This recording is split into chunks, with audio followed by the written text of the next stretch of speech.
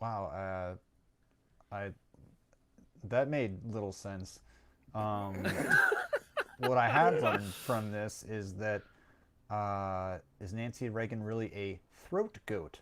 I didn't know that was a phrase. Yeah, I learned that from this too. Um, so while it may be an fix that mute thing. While it may be an unauthorized biography, there is a letter from Nancy Reagan to Ronald Reagan saying that she quote misses his hot dog. Oh, uh, We're live, by the way. I don't know if I'm great. yeah. I think if anyone like referred to my penis as like a tube of processed mixed meat, I'd be like, well, that's yep, I'm a virgin now forever. What could be more American than referring to your penis as a tube of reprocessed meat? I'm. Okay, I guess that's what it takes to become president. Yeah. Jesus H Christ. All right, Joe, we are recording. Well, I just started recording. Scott, are you recording on your end? I will start recording now. And Okay, I am recording. Okay. I We should hold for room tone. Oh yeah. I'm terrified that it will stop, and I have no idea. Okay, I will hold.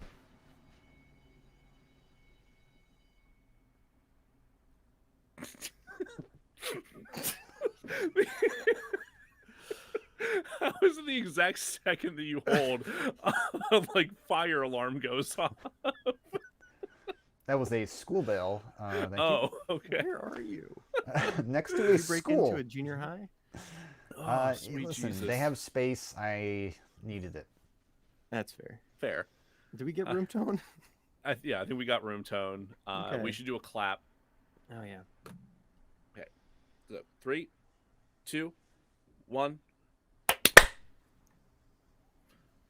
Let's try that again. Okay, sorry. We're gonna do a 3, 2, 1 clap this time. Okay. 3, 2, 1 clap. That'll do. The internet is against us here. It really is. Don't worry. So long as I have Fantastic. the claps, I can work with it. It'll make it easier. I've had the clap for a while, Joe. You'll be fine. Fantastic. You know exactly what I'm talking about then. Mm-hmm. So, Multiple. hey, I've got an opening for us today. It kind of rides off the back of cats. That okay. Yeah. So, do you remember when I was doing puns, cat puns, which is a thing like I don't do that. Regrettably. Yeah, and it like hurt Vince quite a bit. Yes. Well, I have some like residual, Oh kind of god. like the resin of pun. You're all like full, scrape. you're all full of pun resin. Yeah, to just scrape it out. Builds up quick when you have no resistance. So like this serves two purposes. One, scrape me bare, and Whoa. two, it builds up the callus that is necessary for what we're about to do to ourselves. Okay, fair. I will.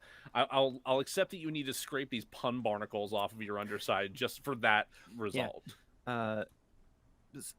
So like we're stepping into foreign territory, right? Like I don't know where yins fall religiously, but it's its own world, right? And what I decided to do was to expose us to this culture through the use of Bible camp safe jokes. Are these gonna be like popsicle stick jokes, but for Jesus? Yeah, Oh my god. yeah. Okay, I'm actually kind of excited for this. A cross made of popsicles. Oh no, I've that wouldn't hold at all. Go okay. on. Here we go.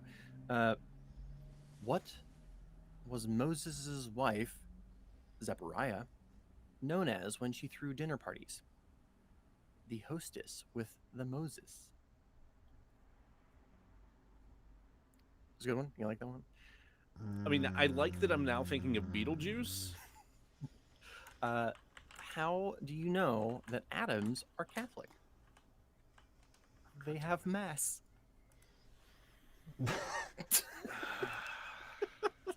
I'm so angry. I'm so angry. This is the only one on the list that I've already heard. Oh, these are from parade.com if you want. There's like 60 of them. Parade? Yeah.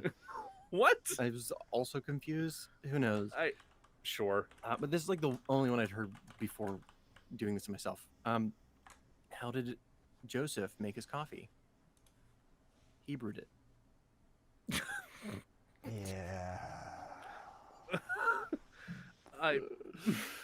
Okay. Just like two more. Who in the Bible had the greatest business plans? The prophets. Fuck. What size was the lumber that was made to build the ark? 2 by 2. 2 by 2. Yeah. Damn it. Got that one. Last one. Oh God. When preparing for the Feast of Weeks, you know that one. What did some disciples wonder? How much is this going to Pentecost? Get out. Get the fuck out. Oh God. Jesus Christ. I was waiting for an anti-joke in there. No. Like, I mean, they were all about like halfway to an anti-joke as it was, but I was waiting for like, how did Joseph brew his coffee? And be like, no, pour over. There were a number of those from a different site that they were all that, and I wanted to die. But if you are still here, if you were able to suffer through that, Why? why you must be real bored tonight. But it's only gonna get worse from here. So hey, let's dive in. Welcome to DeRazzled, the podcast that takes award-winning worst films and fixes them. I'm host Jack Culbertson. Here to suffer alongside me, as always, is also host Joe Nealis. Amen. Today we'll be abused by what is easily the worst movie we've ever covered. Without a doubt. A movie that spreads the definition of the word so thin that we're mandating a new rule to prevent this from ever happening again. Yeah, this actually changed the course of the show. Yeah. A movie so devastatingly awful that we've been forced to reunite epic film company Ramming Speed Pictures, LLC. Yes, Knifebreaker fans, today we are joined by Scott McGrath, one of the 360-degree angles that create the Ramming Speed Triforce. Scott, welcome back to the trenches. Hey, it's an honor to be here. Long-time listener, big fan. If you really make me pick a favorite host, it's Joe. My heart. Yeah. I mean, he's the Ringo. No talent, but everybody loves him.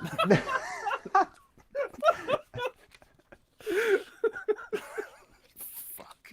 So honestly, Ringo Joe, is I Becca... would take that in a heartbeat if I were you. Yeah, I'll take it. Ringo is actually Becca's favorite Beatle. So this all tracks, it's huh? all worked out well. I'll be Uh, painted by Marge Simpson, sure. Scott, would you like to tell the listeners what we'll be fixing today? We will be, Jack says fixing, but I think really praising is probably what's going to happen.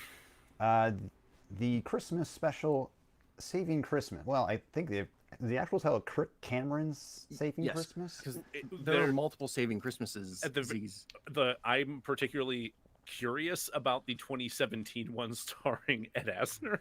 It doesn't look good either, but it doesn't look this bad. Ooh, we should have done Also double Ed feature. Asner. So Yeah. rest in peace. All the movies on DeRazzled won Worst Picture at the Razzies the year they were begotten. Oh, this one did? Yeah, the Razzies, for those who don't know, are something of reverse Oscars. They recognize the worst film of the year. With 38 remaining movies to pick from, and being aware of Scott's recent brush with evangelicals, I've suggested we cover Kirk Cameron's Saving Christmas. Scott, are you ready to piss off some white people? Always, Jack. Always. So what, before we sat down and watched this movie, what exposure had you had to Saving Christmas? I knew they existed. I will say that. And having, like you said, had some brush-ins with Kirk Cameron's previous work, I knew it was on his list of films that he has starred in, although I guess technically he's not the star of this one. Well, I mean, he's not the protagonist, but Yeah, isn't he? I guess we'll get into that. Yeah. If we must. So I think now's a good time to say a brief disclaimer.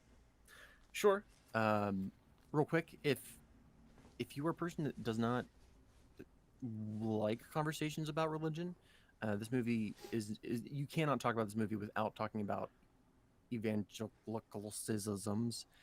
The real pronunciation. So, you know what? I actually practiced. I looked in the mirror, was practicing this. Like when I went upstairs to quote unquote wash my hands, it was me just staring in the mirror and going evangelicals, Mhm. evangelicism, Evangelicalism. No.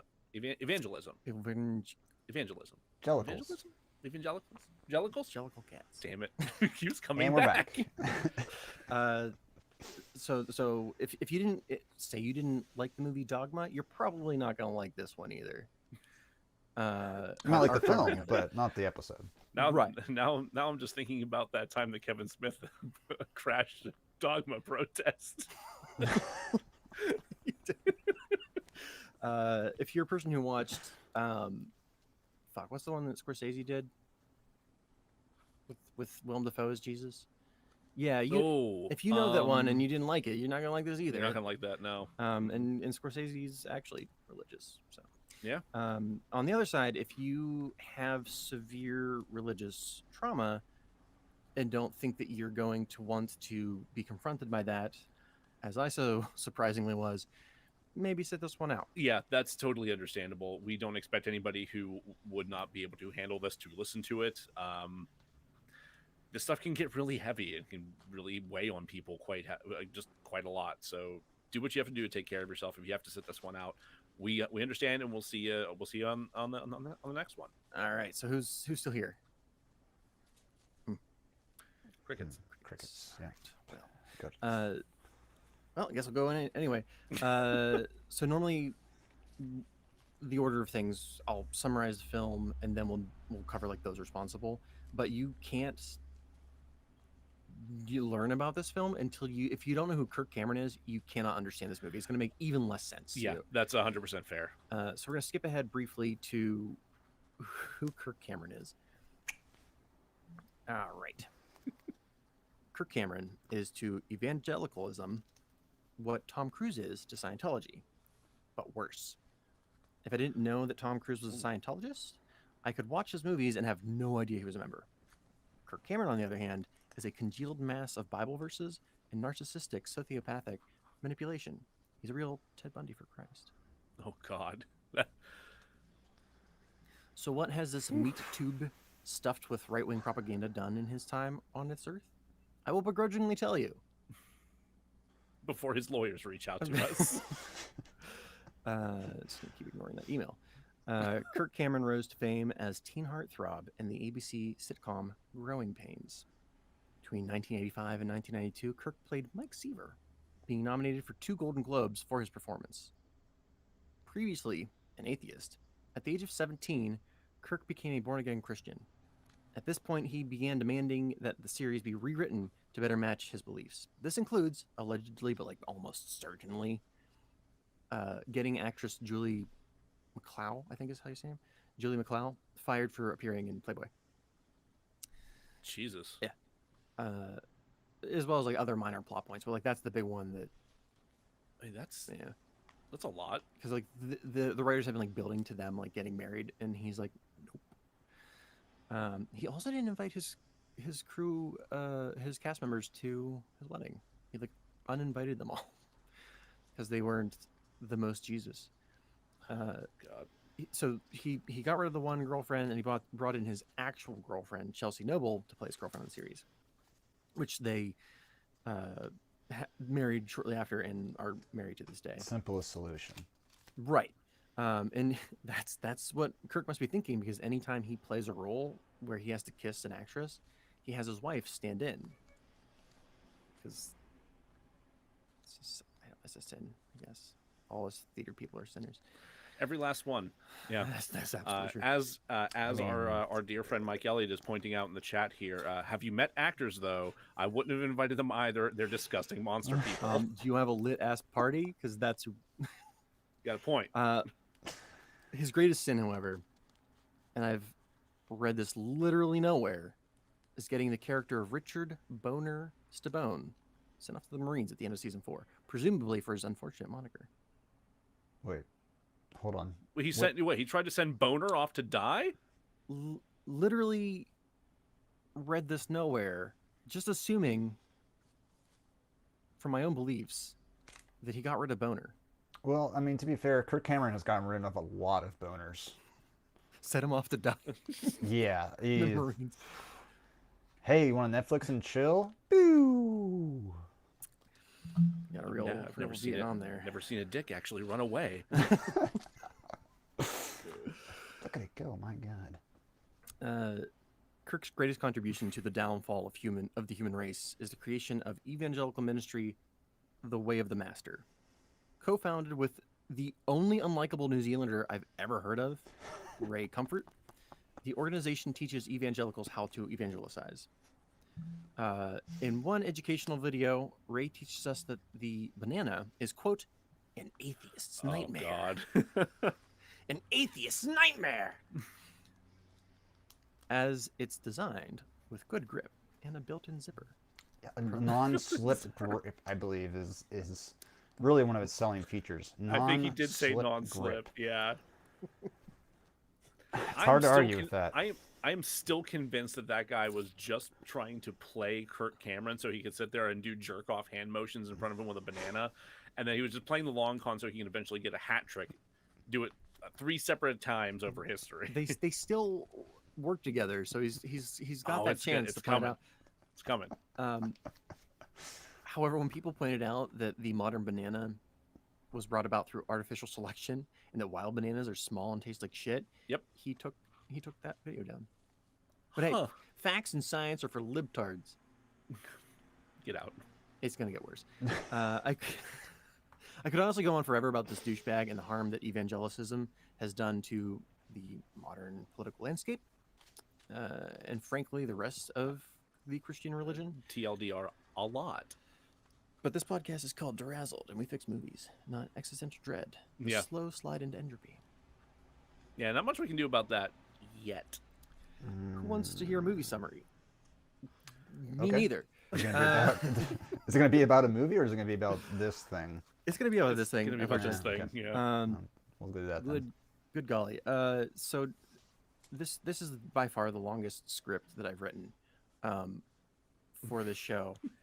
And the summary of the movie is the longest part of the script. And it is the shortest movie we've covered to date. None of these things should align in that way. Like this is a House of Leaves fucking situation here. Earlier I was telling Belinda, I was like looking up a joke that I make later, and she's like, "What the fuck does that even mean?" I'm like, "That one's for me." Like, that's for me.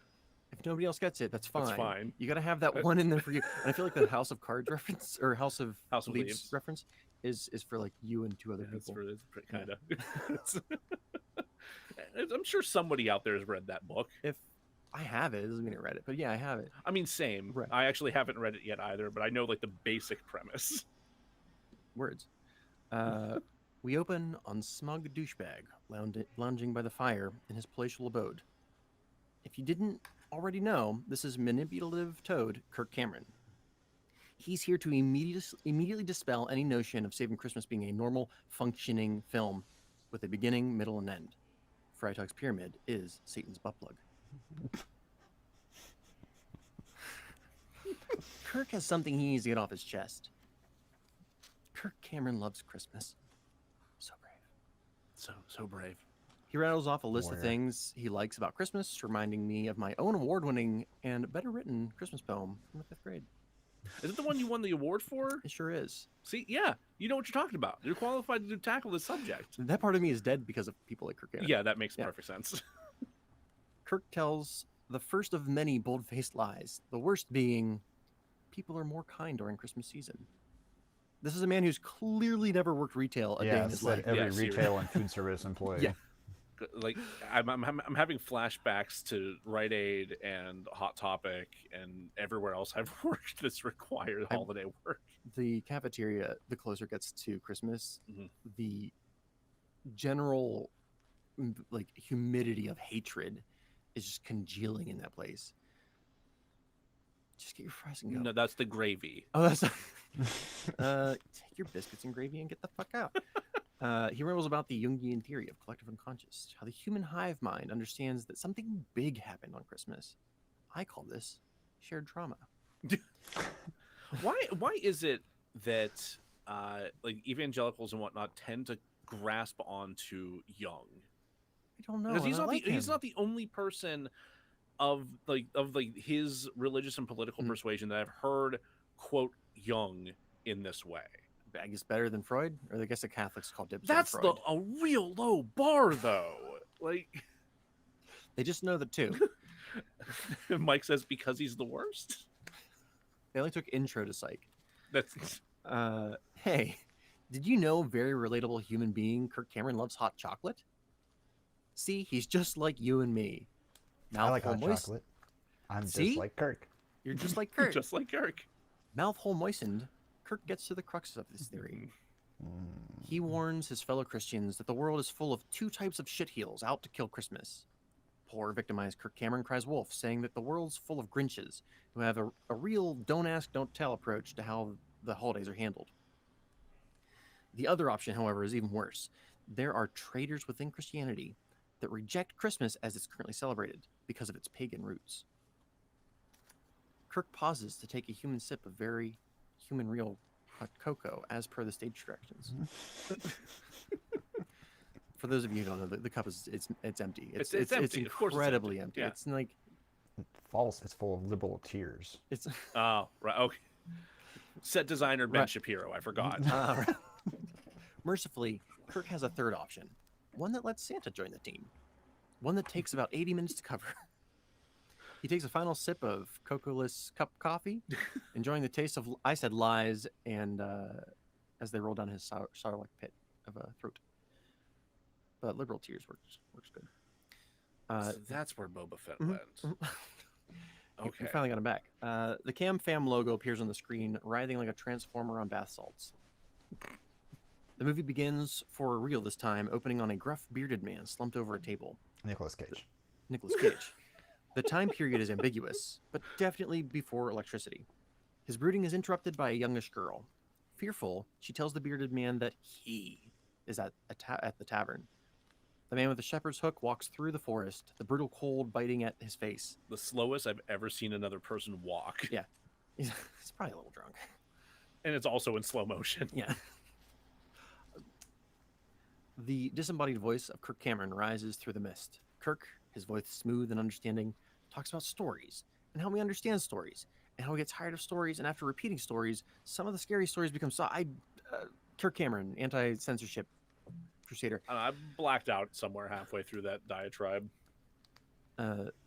Voiceover Kirk. So I'm referring to them as two different people for the purposes of this. So it's voiceover Kirk and then Kirk. Sure. That gets confusing, but we'll get into it later. Yeah. So he like dry fucks a segue from the old timey beard man to modern day goatee dad bod. Now, finally, the opening credits roll.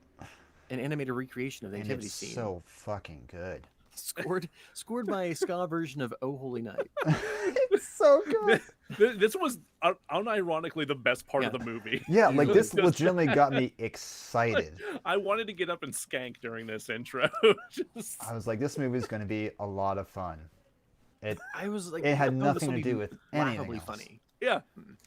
Fun fact: the creator of VeggieTales was asked to do the opening, and he's like, "No, no, I'm not Oh, that's amazing. Yeah. The movie starts for really real this time. We're inside a very expensive home. The kind that when I was a kid, my mom would pull me aside and whisper into my ear, like, don't touch anything. Just one of the guys, Kirk Cameron, freezes time to remind us that the douchebag on screen is him. Thank God, I forgot his name between his TED Talk and now. He'll be starring in the role of Kirk Cameron. Played by Played by Kirk Cameron. Kirk Cameron. Also resembling celebrity Kirk Cameron. They couldn't get Carl Urban. Funny you should mention that. Kirk is forced to talk to his regular sister since his famous sister, Candace Cameron Bure, of Full House fame, is off making a different Christmas movie. At least that's what I assume, since she has literally made at least one Christmas movie per year for the last decade. Wait. Mhm. Wait. So that's not actually his sister in this movie? It is his sister. It's Oh, just the lame different one. sister. Oh, it's a different sister. Yeah. Okay. Well, I don't think I Joe, knew that he was related to the. This to the- sister the is not a famous actor. I hate to illuminate this Yeah. spoiler to you. I never would have guessed. Naturally talented. Just Uh, has such dynamic facial features Sometimes and expressions. you just find a gem. Like when Michael Elliott walked on the stage for the first time, we knew. Nailed it. that guy. Cast that mic. And if Mike's not available, cast his less famous younger sibling. Sorry, Brian. Anyway, fucking Bridget talks about how thrifty she is. Hold on. Mike says, "How dare you?" I dare. She saved so much money that she can afford to employ their down on their luck uncle to play Santa. Pause for privileged laughter. There you go. Kirk asks where his brother-in-law, Christian, is hiding. That's going to get confusing. Talking about Christian and Christian. Just Yeah. taking notes on it was confusing. Yeah. They didn't have to do that. We It's know what the fucking movie's subtle. about. It's Christian will serve as the proxy character representing option B from Kirk's thesis. That being the Christian who doesn't like modern day Christmas because of its use of pagan tradition. Kirk's sister admits that Christian just isn't into Christmas this year. That motherfucker. how fucking dare. Voiceover Kirk tells God damn it. Voiceover Kirk tells us that stories are stories and characters in stories have reasons and characters in the stories. Neil Gaiman vomits somewhere and doesn't understand why. Listening to him try to talk about how stories are made was so there's this issue of Justice League by Grant Morrison where the Justice League goes inside the Joker's mind and they can't God. get out because it just constantly is mutating, and that is what it's like trying to like wrap my head around Kirk Cameron's logic. Nice. Okay. Either that or like having like a snake bite my dick and just like whipping around. I'm like, what's happening? Those are two very different images, Jack. They both communicate how I feel towards Kirk Cameron's storytelling ability. Fair enough. He offers several acceptable reasons for not liking Christmas: death and no money. That's it. That's it. That's it. That's all. But when the camera lands on Christian, Kirk reiterates that this piece of human shit just doesn't like it. Fuck you, Christian. I mean, look at his face. It- He doesn't like it, guys. He really doesn't like it. We climb into the mind of this fucking sicko to see what Christmas look like through his perverse eyes. We see a haunted scene of children being rambunctious and adults faking happiness. We cringe at the thought of obligation. Christian sees decorations as perversions. He sees capitalism, materialism, paganism, elf worship. I forgot about elf worship. Oh, sweet Jesus. This man's feelings are a slap in the face of Christmas. I hate myself so much.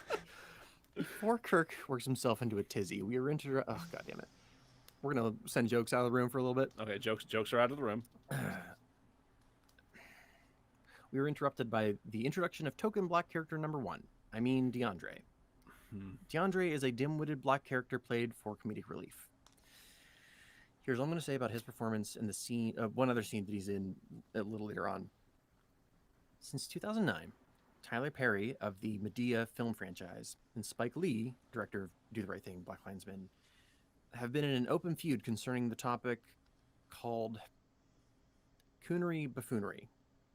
This is in relation to the long history of black actors only being able to get roles where they are playing the dim-witted black character played for comedic relief, often utilizing tropes from the incredibly racist minstrel shows of the 1800s and vaudeville. I'll be damned if I get in the middle of that argument, but I'm pretty sure both Perry and Lee would fucking hate this scene. Probably. I mean, he's one of 2 black people that we see in the entire movie, and he is just immediately just incomprehensible and uncomprehending. He's directly for no reason made to just like misunderstand things that Christian says to him so that he can say funny, fast-paced things. And also, as Mike just pointed out, that phrase was awful. Yeah, sorry, Mike. I felt uncomfortable saying it. Yep. And I was like, maybe Spike Lee just said it once. And I'm like, nope, that's the name of the topic. Yeah. Fuck. I feel like the richest part of this interaction is like not only is the dialogue so terrible, but then there's like a 30-second montage of him continuing to talk where the audio is just muted because Christian like is just like killing himself inside, and you're just like, this says so many things that I never want to think about. Yep. Yeah, it's like you can tell that like they just told the what was the character's name again? DeAndre's the character name. Yeah, they told DeAndre's actor to just riff for a little while, just which you actually see in the post-credit bloopers. Yeah, there's more of it. They have like a bunch of takes of or outtakes of his just nonsense riffing. So spoilers: DeAndre doesn't show up in the fix. Okay. But I was like, how would I fix this character so that it wasn't so deeply offensive? You'd make him self-aware. Yeah. He's completely aware of what he's doing to Christian, which is way funnier. That's actually way funnier. Yeah, if he's just fucking with Christian because he's like one of 2 black people in this entire party, maybe 3 black people in this entire like house full of people. And like 20 seconds into their interaction, that's exactly what I thought was happening. And then you reach the point where you're like, oh no. This is straight and dry as it gets. Mm-hmm. It's like there was like a bell curve of like, oh no, oh wait a minute, oh no. And then they start talking about like office politics, and I wanted to die. Great. So and then they just mute him because the only thing worse than a black person for the actual scene, looking like an idiot is just muting them entirely. It's a bad scene. It's a bad look. It's a bad look. It it's a bad worse. scene. It gets worse. It does get worse later. Yeah. Back to the script. Do we bring jokes back into the room? Yeah, the jokes are back. Oh, thank fuck. Yeah, okay. yeah. As for the actual scene, I've watched it 6 times with subtitles, and I have no idea what happened. I have to assume that, given that evangelicalism is its own insular culture, that something is lost in translation. So we're gonna move on. Don't worry, you're not missing anything. Fuck the scene. Before we get back to Kirk, is my echo like really bad? It sounds that way in our headphones, just because of like the way it's processing everything in the interface. It's going to sound fine in the recording. Great. Okay. You sound wonderful to me. That meat burp was for you. Oh. Before we get back to Kirk, Love that band. meat burp for you. It's like Death Cab for Cutie, but meat burp for you. Oh God. Get on that, Ben Gibbard. Ben Gibbard, you got it in 1. Yeah. Mike, you'll see how it gets worse. We'll get there. Yeah. Oh God, we're barely into it. It never gets better, if that's it. I mean, there's that. Actually, I want to shout out to the only likable character in the movie, Uncle Bill, who is an old fella. Yeah. He sits on the couch on his phone, minding Shuts the his fuck own up. fucking business. Love it. Yep. Love it. He's just sitting there with a mug of eggnog, just like watching his stories. He's fine. Yeah. He's not bothering anybody. He's not contributing to anything that's happening on screen. I loved him. Thank you, More Bill. Kirk proves that he has no understanding of boundaries. Discovering Christian hiding in his car, he bursts in saying he needs an intervention. Literally says that. That is, he does verbatim. That is what he says. This pisses me off on so many levels. Also briefly sending jokes out of the room. God, okay, bye jokes. It seems pretty obvious to me that Christian has like social anxiety and just like needed a minute to catch his breath before he like went back into an overstimulating situation. Yeah. Maybe I'm projecting. Either way, Kirk ignores his desire for privacy. Yeah. He's clearly trying to extricate him from a situation that's making him anxious and uncomfortable and angry, and needs to go cool off in the car for a minute. Just let him fucking do that. It's like, so like, Bushy, my cat, will get like riled up every once in a while. She'll get like pissed off or whatever. Like you do. And I'm like, I can either like force this cat to love me, which will just bite me and like claw me, or I can like give her a minute to chill out. And then she comes back later and snuggles. rides me like a horse. All right, jokes back in. The main takeaway, however, is that Christian should lock his doors. It won't keep a Kirk Cameron out, but it will Honestly, slow it down. he's rich. He- He's got to have he- power locks, like Right. probably an alarm. Kirk Cameron will come in through the sunroof or T-1000 style up through the muffler. I was thinking Just- that. Yeah. Yep. Hmm. Gross. Unprompted, Christian goes into a Rorschachian monologue about the human filth that populate the streets, the greed, the overconsumption, the savagery of children disemboweling presents. And if he had turned to Kirk and said, "I'm not trapped in here with you. You're trapped in here with me," I would not have been surprised. Instead, he finishes by saying that Christmas, as it is currently celebrated, cannot be what God wants. As an example, he brings up a snow globe containing the nativity scene, which is tucked in a corner while the Christmas tree takes center stage. And for the finishing move, he points out that Jesus wasn't even born in December. Boom. Checkmate. Boom. Got him. But wily Kirk Cameron, he's like, yeah, I feel you. I absolutely agree. Fist bump. And then he seals his maneuver with a fist bump. Mm-hmm. Then, with Christian at ease, Kirk invalidates everything Chris has told him, saying, quote, "You're all wrong." Yeah. Yeah, it's not. It's super upsetting. There's a very weighty but in there that just sends tremors through your soul. I feel you. I feel you. To pass. What's up? But Yeah. Yeah, it's like that but that just like where you were waiting for all the background noise to just cut out something. It's like, here's the real part of the sentence that actually means things. I'm not racist, But Yeah. I don't want to have a black person speak on screen. I'm just go ahead and it's take funny. that. It's funny because Christian's also the director. So I'm just gonna push forward. He continues to passive aggressively accuse Chris. This is the one time in the script I was like, maybe I'll just rename him to Chris. Oh, Chris for drinking the Kool-Aid and ruining Christmas for his wife and everyone else. Furthermore, Christian's been listening to the wrong information. Wake up, sheeple!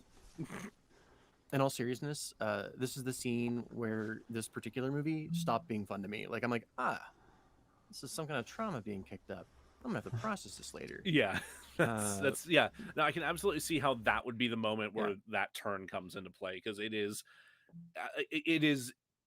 just ramming information down somebody's throat who clearly does not want it in that moment. That is not what that person needs. Well, it's not even. And I do have like a section set aside to talk about this specifically, but it's that he lets Christian think he's allowed to say what he needs to get off his chest. Yep. Invalidates all of it, and then gaslights him. Yeah. That is in essence how Kirk Cameron handles this. And it's like if I were Christian in this instance, I would feel like I'm going insane. But we'll get more to that later.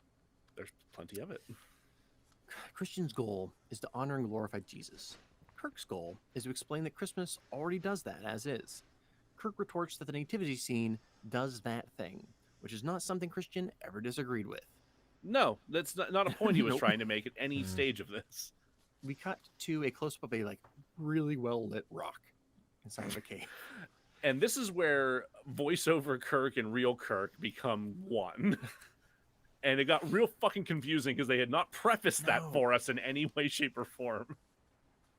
So, hay begins to rain onto the rock. This is relevant because Jesus was born into a manger, Have hay. which is made from a rock, which is filled with hay. Rock egg. Rock egg. It's a rock hay egg. Kirk asks us to imagine baby. God damn it! Kirk asks us to imagine babies being slaughtered by soldiers. Metal as fuck.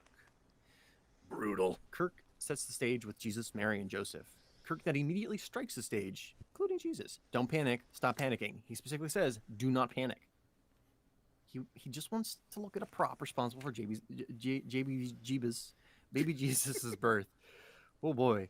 No, not lady parts or immaculate conception. Nope.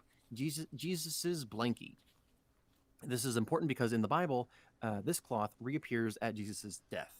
Not the exact cloth, but a cloth in general. This is called reintegration and is a particularly effective writing tool. So, good job, Bible. I guess. This has nothing to do with Christmas, but good to know. I'm going to quote Kirk because I was like fucking lost by this point.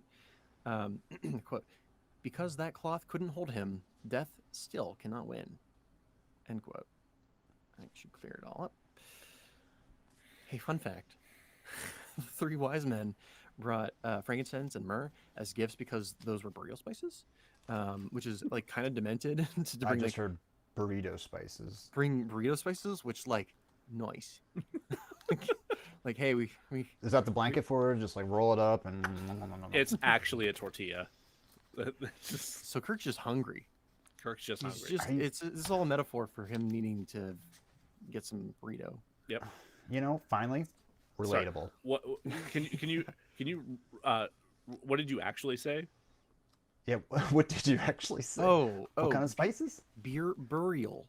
Oh, Oh, burial burial. spices. Okay. Gotcha. Burial. It did. I heard burrito as well, Scott. So that's yeah. So it's kind of demented that they brought funeral accoutrement to baby shower. Yeah. So it's the exact opposite of what's being. It doesn't matter because like theologians have said that this is all bullshit. Whee! Yeah. Neat. My favorite part about doing the script was being able to read other theologians, like biblical theologians and like biblical scholars, see like, no, that's not true. Yes. Fantastic.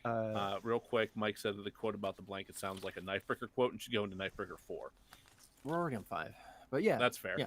I'd like to quote Kirk again. Quote, a baby who came to die, but not until the appointed time. Yes, that is the reason for the season right there. End quote. What does any of this have to do with Christians' disdain for modern Christian Christmas tradition? Nothing. Not a fucking thing. And since there was no point, Christian doesn't get the point. Instead, Fair. he's like, we should surround the fireplace with soldiers who are out for baby blood. And I'm like, yeah, man. Yeah. I- That's metal as fuck. Let's do that. I'm kind of with you at this one point, and then I lose it. This is when we cut to DeAndre joining a man credited God. as conspiracy theorist. In real Is life, is he actually credited that way? yeah, because I was like, what am I supposed to call this guy? So like his real name is Raffi, and that's what I'm going to call him. Because Yeah. calling him conspiracy theorist is super demeaning. It super is. Yes. Especially because like if he had like one line, I'm like okay. Is this But- like a person that like I know, or do you just like look at that guy and like know that his name is Raffi? No, that's the actor's name. Yeah, but like I Oh. knew that. But I not don't looking at know him? him from anything, do I? Like you just look at him, you're like, that guy that's a Raffi. So he has never acted in anything else, but he is like a frequent collaborator of Kirk Cameron. Okay. Just Um, as looks like a Raffi then. just looks like he does look like a rat. He's got a Raffy face. Yeah. Like a normal human being, DeAndre sits with his back to Raffi to discuss hashtag war on Christmas. He does say hashtag, doesn't he? He doesn't, but he might as well have. I thought he did. thought he Honestly, did, the, yeah. the whole You could've the whole convinced me. diatribe is so stupid it's and bizarre really that it bad. may as well have started with hashtag. Raffi turns Santa away from him, signaling to me that they're about to do butt stuff. And he doesn't want Santa to have to watch. But I was wrong. Instead, we get a conspiracy theory rant. Mugs up. He complains about not being able to say Merry Christmas at work and how Christmas trees are kept at Area 52. He accuses the government of giving us Asperger's through fluoride injections in the water supply, which is super ableist. It's incredibly ableist. Yeah. But if we stopped every time this movie was shitty to marginalized people, this would be a 6-part series. Are you trying to kill me? He brings up chemtrails and HARP before taking a full header to the deep end, name-dropping Loose Change, a documentary about how 9/11 was an inside job. And fuck you for getting me to admit I knew that reference. Yeah. I was there. He says he saw it on Fox News, so he knows it's true, which is super confusing because Kirk Cameron is an admitted like super right-wing nut, but like the vibe I'm getting from this scene is that Fox News in the War of Christmas is bullshit. So I don't know like what the Messaging is extremely mixed and poorly Yeah. conceived. If Go figure. the like feeling I got from it was like this is like Kirk Cameron's take on like what we think the like right says, you know, Okay. of like it's, this, it's very this like meta. asinine bullshit that is like, yeah, this is how they think we are. But because this movie, like the audience is like Christians, right? Yeah. So I guess in some weird lens, like maybe that hits differently to someone else, but for logical people, it's just extremely confusing what this slant is. Yeah, it's weird. Especially the name dropping Fox News. And it's like so. Anyway, the scene leaves on a cliffhanger, a call to action. Here's what we have to do, and we never hear him talk again. Like that's Yeah, it. it's it. The thing that makes me the most mad about that scene, aside from the fact that it is portraying yet another person of color in the film as like an incompetent whack job,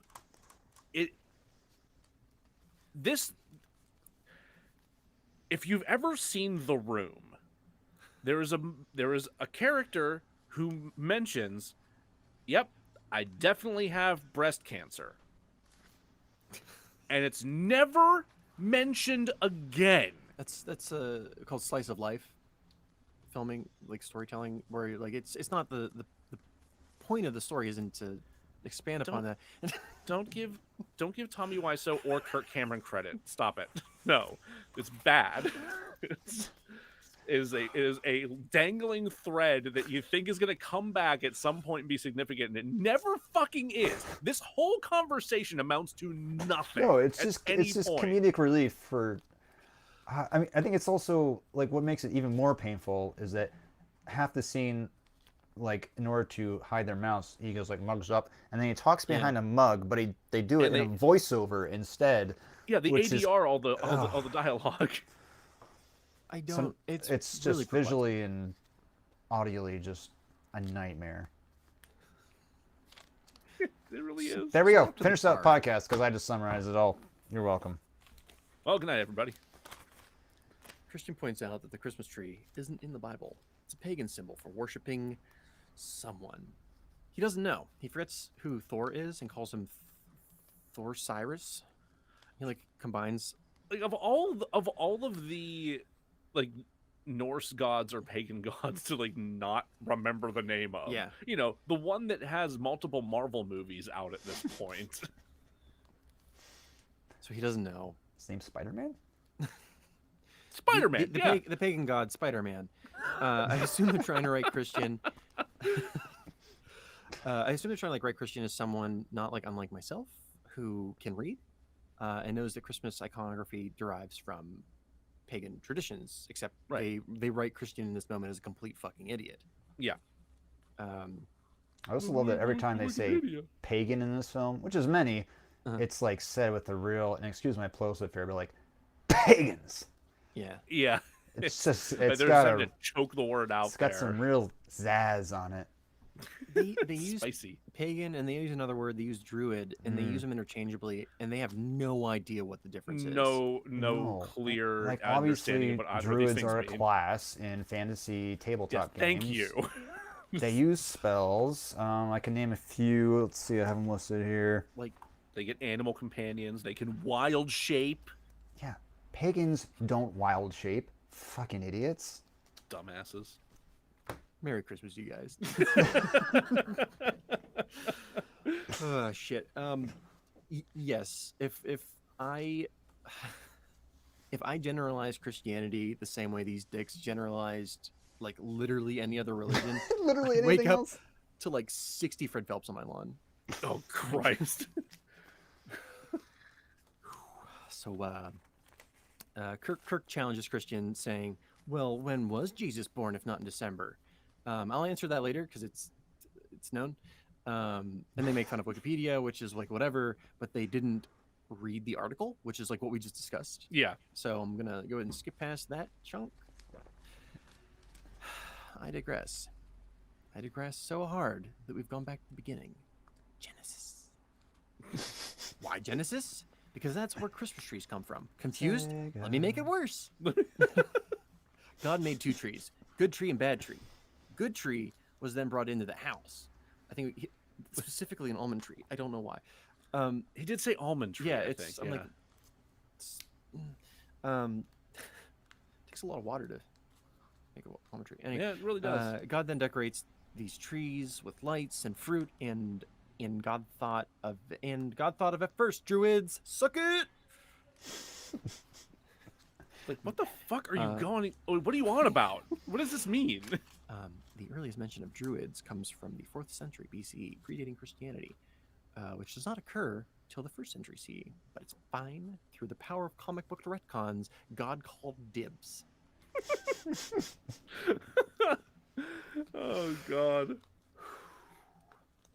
Also, the church didn't celebrate Christ's birth during the winter solstice to erase the pagan traditions. Nope, impossible. Why? I'll tell you. God invented the winter solstice because God invented winter. So, quote, enough of what pagans want us to see, end quote. You know, the pagans always trying to evangelize their pagan shit to you. Yeah. Always shoving their religion down your throat. All those pagans knocking on your door during the solstice to hand you pamphlets. Hand you out trees. Just delivering a Here's a tree that you tree. didn't ask for. No. Put That this would in be- your tabernacle, you son of a bitch. Hey, let's talk about Adam eating forbidden fruit. All 'Cause right. Segues don't exist in this movie. Kirk corrects my understanding of how stealing works, saying that when you steal, you're required to give it back. Oh, I'm So- sorry, Kirk. You want to say it a little louder for the natives in back? Because they're quite vexed. Ooh, Too Oh real. God. that's not stealing. Borrowing it. Yeah, it's giving. Well, I'm sorry. Adam can't do that because he ate the apple, and you can't give it back because that would be poop. Fuck you. But there is a loophole. The apple became part of Adam. Adam could put himself back on the tree, except he didn't. But what did Jesus do? WDJD? He put himself on the Christmas tree. Quote.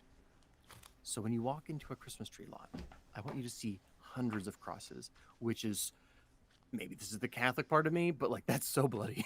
That's so yeah. That's so the bloody. darkest thing.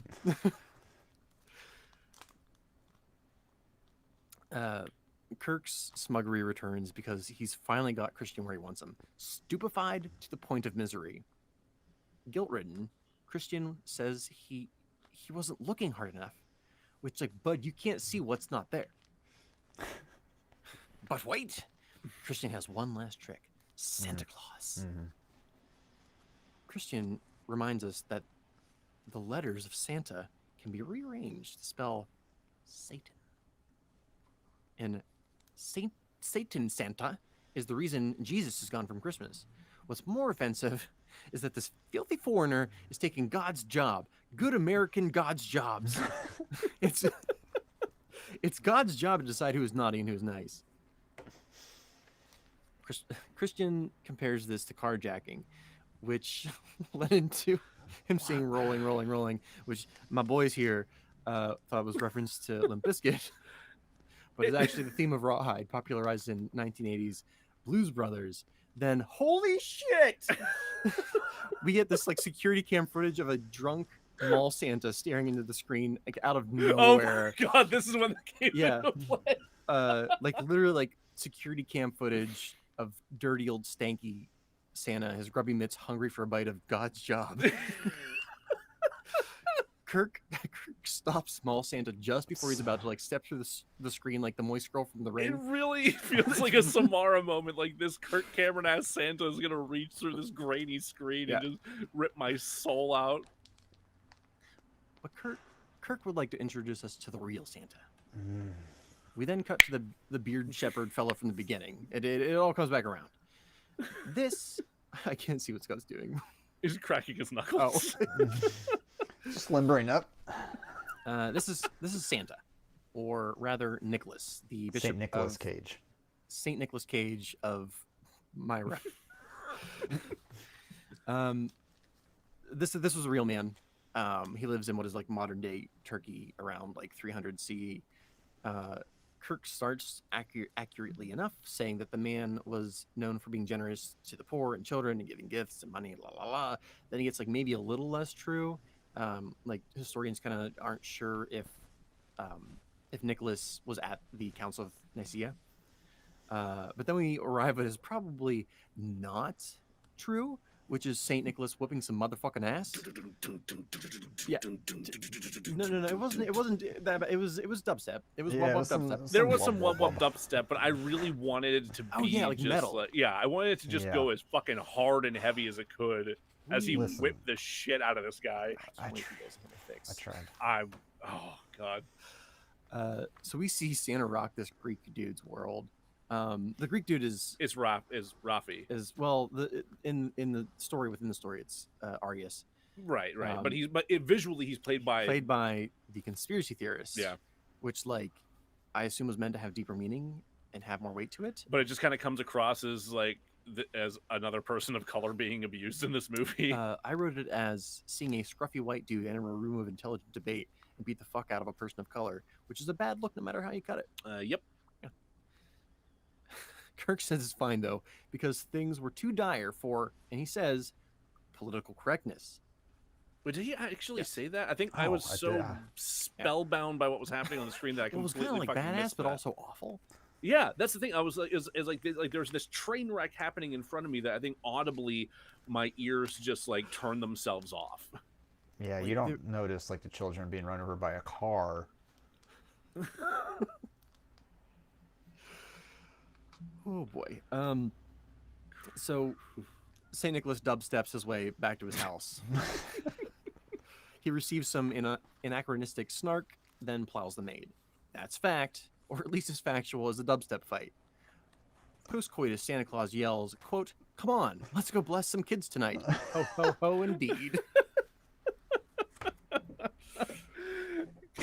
Fuck. Santa is the man, Christian exclaims, just before realizing that he is a jerk for having feelings and being an introvert. Fuck you, Christian. Chris says it's cool. He just needs to go in and apologize to his wife and save Christmas. Christian disassociates, pumping himself up like Jake LaMotta in Raging Bull.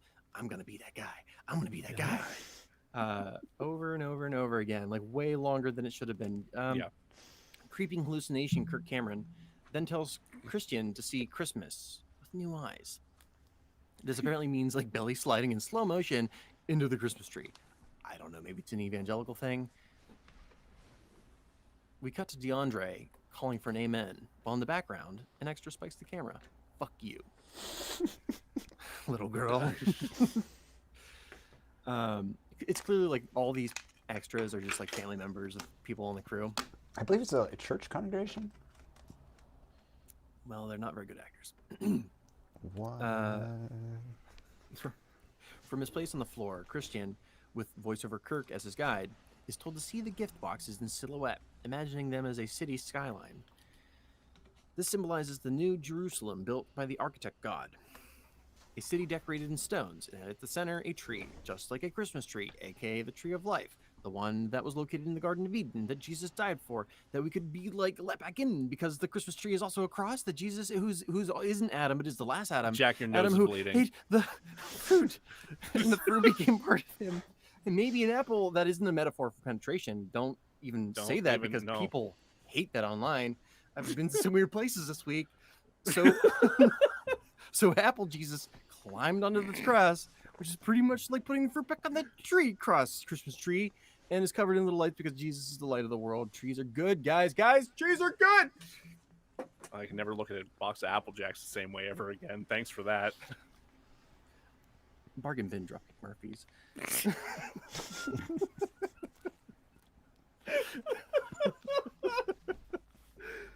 Bargain bin Dropkick Murphys plays under a slideshow of a group taking photos with a serial killer Santa Claus. There's more Kirk Cameron voiceover bullshit, but honestly, I'm done. Fuck this fucking movie. Fuck this joyless piece of shit. Fuck Kirk Cameron, his inability to, or his ability to spin strands of lunacy into whatever the fuck he wants.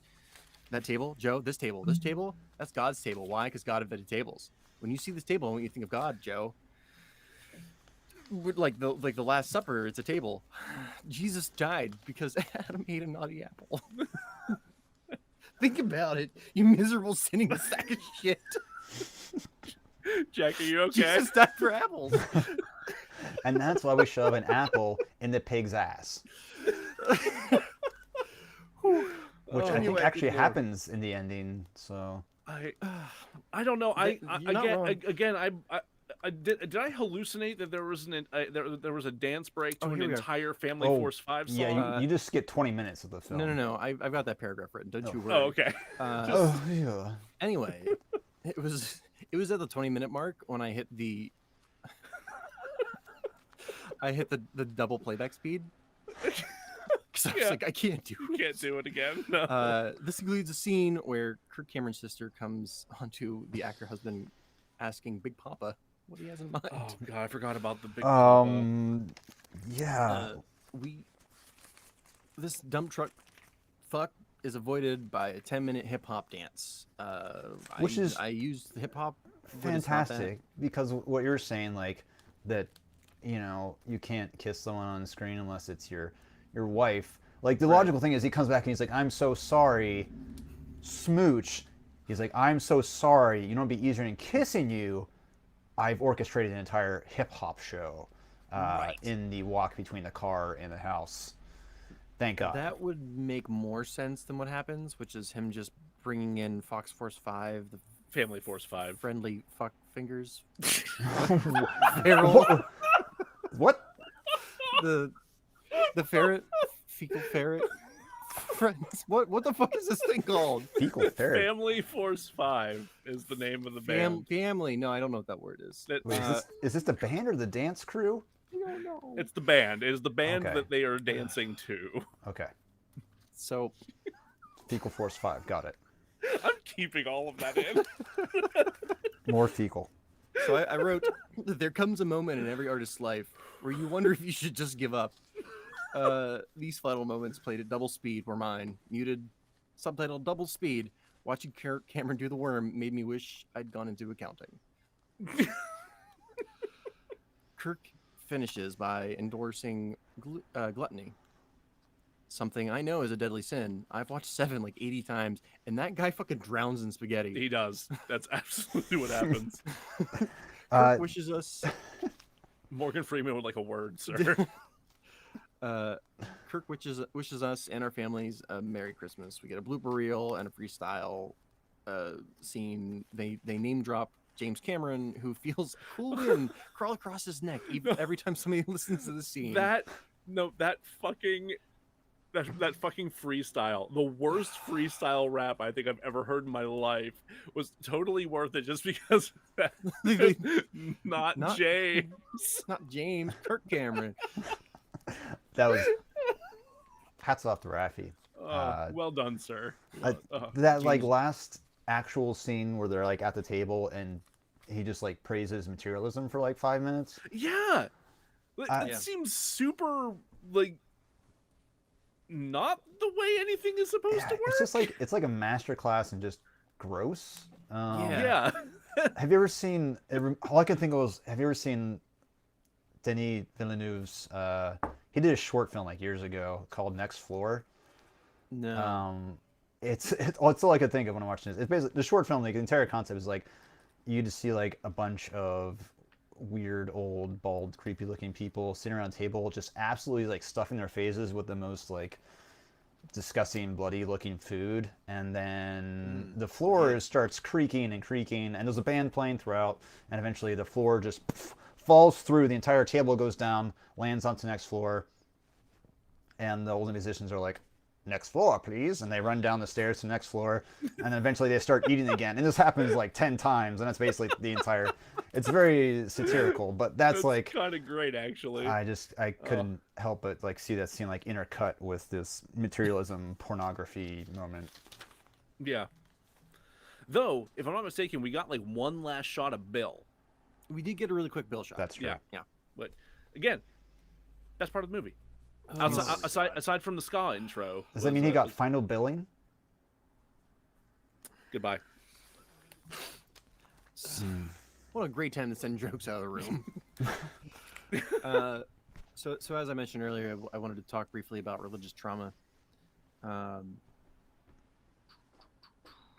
I'm going to do now. Okay. So originally, I was going to go into a portion of like those responsible that covered the rise and change of evangelicals, which like I personally think is fascinating, but doesn't really add anything to the episode. Like understanding what Cameron believes and how he spreads his belief is enough for our purposes. Yeah, that's understandable. However, I mentioned the scene in the car where Kirk like leaps over the boundaries that Christian set, like listens to Christian, acts like his friend, and then invalidates all of it. More so, he puts blame on Christian. Yeah, which is really fucked up. This is a fictional like bullshit movie, but in my own experiences, this is something that happened over and over and over throughout my upbringing. I was same. Roman Catholic on one side, Yeah. and then I would say like soft evangelical on the other. It was like never defined as such, but like the more I learned about evangelicals, I'm like, oh, those are all things that check. Yep. But like guilt trips and self-loathing, yeah. But in all seriousness, like gaslighting and invalidating my feelings was like a constant. Like if there's a surefire way now to give me a panic attack, it's like invalidating and belittling my feelings, which makes me feel crazy, like Cassandra, and I'm cursed and unable to get anybody to believe what I'm saying. What got me here to the point where I dread the months of like November, December is that there are expectations on me to be places and act a certain way. I hated it then, and I fucking loathe it now.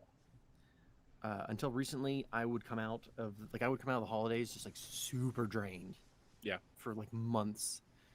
So yeah, religious trauma is real, guys. It's not your fault if you are a person that deals with that or is still dealing with that. I'm sorry. Yeah, no, it's awful. That's rough, and I hope if you're dealing with that, I hope that it stops. So anyway, this is my /shower podcast, and it is a place where I feel like I can speak freely. Yeah, of course. Just want to do that, and the Pope, you should check your mail because you'll be getting my therapy bills from now on. Dick. That seems fair. Yeah, I think that's reasonable. That's how this works. And now we're gonna have a palate cleanser. Oh, thank fuck! Here we go. Wonderful. So Joe's gonna read us some reviews for Saving Christmas. Oh yeah. Okay, so before we jump into the actual scores that this movie received, Becca brought one of the Rotten Tomatoes reviews to my attention, and then I took some time looking through some other ones. So might be a bit of a mixed bag in terms of like how this actually palate cleanses, but sure. I just want to point out, through this I learned that you cannot rate anything on Rotten Tomatoes lower than half a star. I know this because there are specifically half-star reviews on here calling out the fact that they would want to rate this 0 stars. But the ones I'm going to be reading, I'm going to read 3 reviews. These are all 5-star reviews. Oh no. Apparently, I learned this from one of the almost 0-star reviews. Apparently, Kirk Cameron tried to take to social media to get people to positively review Blitz, this movie. I have his email written down if you would like me to read the quote. Yes, please. Yeah, please do it. I was going to save it for when we gave the score, but I'll happily read it now. So specifically, he went to his Facebook page for help because he was blaming the haters, the pagans, and the atheists, and the atheist conspiracy that hatched on Reddit. And it occurs to me, because this script was so long, I erased that quote. I can't say I blame you, but actually that exact wording pops up in a bunch of the 5-star reviews, so that explains a lot. Yeah. And like for context, he's an influential figure. Like he has a lot of followers on social media. So him like calling in the God Squad is not like it's not like, I don't know, just some nut job. It's like, hey, 6 people on Instagram, like, stick up for me. Yeah, like he's rallying the troops basically. Within like 48 hours, it was up to 97%. Which is why made people pretty upset. And after you go, all right. So here are the 3 reviews I'm going to read for you. So this is from Stephanie F. Saving Christmas is anointed. This movie is a divine encounter that infuses heavenly wisdom, joy, and truth of what Christmas is about. Jesus, birth, burial, and resurrection. Santa, toy soldiers, the tree, fruit, lights, the gifts, winter solstice, the food, fine linens, etc., etc. Yeah. How these things all tie into the whole story of God's plan to redeem and save humanity into his family. Christmas is about celebrating Jesus, family, gifts, Santa who helped spread the word that Jesus was the Son of God in the flesh who came to save humanity. The humor is on point. Fact. So I pray this film gives everyone who watches eyes to see and ears to hear and softens hearts to understand the truth of the gospel of Jesus Christ our Savior. May this bring you joy like it's done me in the midst of darkness. I can now look at Christmas with fresh eyes and revelation to see the joy of the season. Praise to be our King of Kings, Prince of Peace, and Lord of Lords, Yahweh. Glory be to God on high. Glory be. Amen, Joe. This next one might actually be my favorite. This is from Donna A. This movie was great. I'm not one to watch movies, but this film fits the bill. Even she's a Bill fan. Yeah. It explained in a way that I couldn't have the real joys of the holiday season. I dealt with 2 family members this year that have a negative outlook on Christmas, and I'm going to encourage them to watch this. Oh, no. No. There is enough negativity in this world without looking for it on a holiday that's supposed to be joyful. If one looks for the negative, they're sure to find an abundance. But if you put on a fresh pair of if you put on a fresh pair of lenses and see things from a different perspective, you're likely to find the positive. I loved this, and we'll be adding it to the collection of movies I don't have yet. Smiley face. I really thought you were going to say fresh set of linens. No. Yeah. So did I. Is adding it to the collection of movies I don't have yet. What does that mean? So it's there already. You don't. That would be all movies. All movies are part of the collection you don't have yet. And the last one is also I want to preface also a 5-star review. Mm-hmm. Mm-hmm. Amazing accomplishment to get a 0% on a Christmas movie. Deck the Halls got a 6%, and that's one of the worst movies I've ever seen in my life. What Kirk does here is amazing. Comes up with amazingly incorrect interpretations of the symbols of Christmas. I'll give him an A+ for effort and imagination. I can agree with that. Yeah. It is mind-numbing how bad this movie is. It's staggering. We did Cats right before this, and I was like, "Oh, it's gonna be Cats right before this." Like, there's no way we're gonna be able to have something worse than Cats for a minute, and then immediately watch this shit.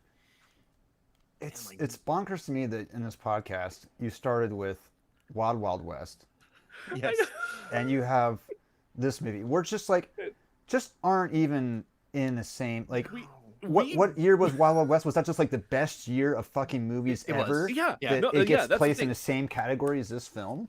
It's insane. It's absolutely bonkers to think that Wild Wild West is in amongst the pantheon of Razzie-winning films with this and Dinesh D'Souza's Hillary's America and fucking My Pillow guys, whatever the hell that movie was called. It's. Which again, we mentioned this movie changed the course of the show. It changed the course because we're not going to cover those last 2 that I mentioned. No, we're just not going to subject ourselves or anyone else to that. The Cameron rule, which is now added to our other rules, yes, is that we do not cover movies that are not fictional narratives with a beginning, middle, and end. Yeah. So you're not going to do this one because it's nonfiction? Well, completely they're factual. we'll call them creative documentaries. Yes, that's a really good way to put it. Yeah, because they're polemics. They're not trying to be a real narrative. They're not trying to present to you a good movie. They're trying to push an agenda. It's propaganda. It's propaganda. Yeah, and that is what this movie was. I knew this movie was going to be that, but I didn't know it was going to be that to this degree. This might It's be something like- we cut out later, but I'm curious to watch the Nazi propaganda films and see if they have more plot. It's like I used to watch hockey games with my dad when I was a kid. We'd go to one, and it'd be like a particularly physical game with lots of fights or something. He'd be like, "Oh, I went to a boxing match and a hockey game broke out." Right. I feel like that's. I went to a sermon and like a movie broke out at some point, which I don't know if one actually did at some point. I went to a sermon and a movie tried to happen. Yeah. Just someone was playing on a projector in the back. I don't know. we're trying to listen to the pastor turn Citizen Kane down. Damn it, Ori! Oh yeah. Well, that brings us to the end of Act 1. Yeah. We've been going for like an hour and 15 minutes. Fuck. So It's probably gonna be a. I think it's safe to say this is probably going to be a 2-part episode. Yeah, I think so. Okay. So does that double my rate? Yeah, you'll get twice the nothing that you already get. Yep. Okay, cool. Mathematically, it works out. You could convince me. The question is, do we want to put Act 2 with this or the fix? I'm leaning more towards putting it on this end. I think we should, because we don't have like the research and whatnot to bolster this end, like we did with Cats. So I think we should. I think that the Act 2 should go right into this. The third act Will be its own. doesn't rely as heavily on this shit to be understandable. That makes a lot of sense, actually. So yeah, I think let's take a break. Then we'll come back. We'll do scores. We'll do what worked, what didn't work for Act 2, and then we'll break. Yeah, I also have some like. I deleted it because I thought we were running too long. It was like fixing Kirk's bullshit facts because I can read a book and he can't. Suck it, Kirk Cameron. I miss my old script now. Oh, it's okay. All right. So if you need to pee, pee. If you don't, still pee. Still pee. Yeah. Getting on a plane. Got it. All right. We'll be back after a brief word. Is this where the commercial plays with the sexy music? Yeah, that's where the commercial will play. God, that music makes me want to. So how is Mike the only one watching right now? We got a second person. Mike's been the only person interacting. Oh, we have a second person. Who else is watching?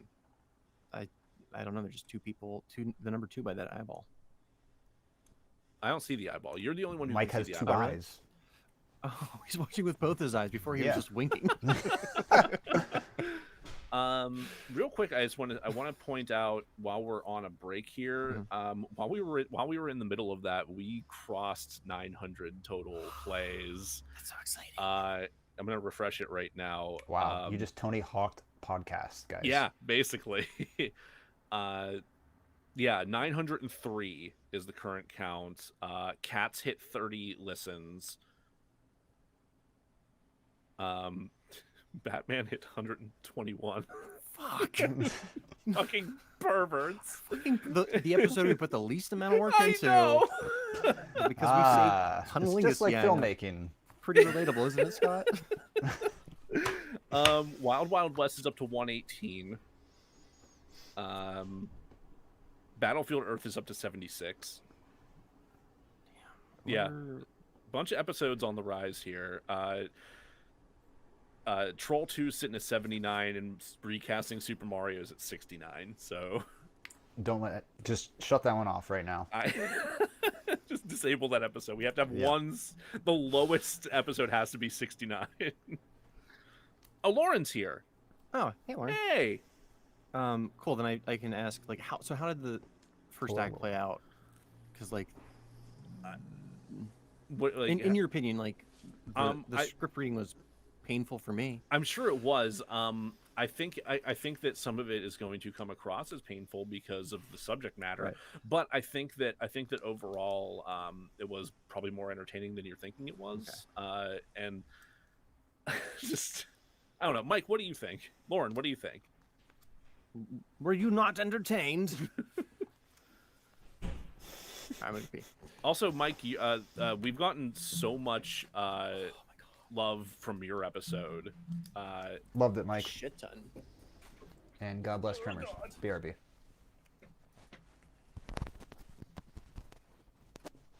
You got anything on Can you get me some more city water?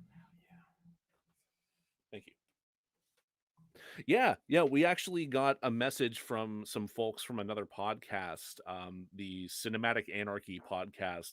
Sent us a voice message in Anchor, and we're like, "Hey, we really loved your episode. You guys are hilarious. It sounds like you're having a great time. Just keep it up." And he was like, and the guy who sent it was like, "I can't wait to add you to my work rotation so I can listen to the rest of your episodes." Yeah, yours. Like I pointed out on Twitter that you're like that episode got to 100 listens in a week and a half. It's up to 110 now.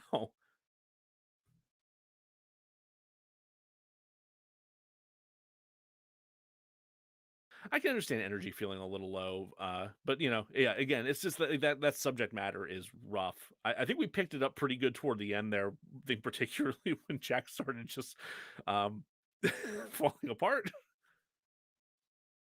No, the checks.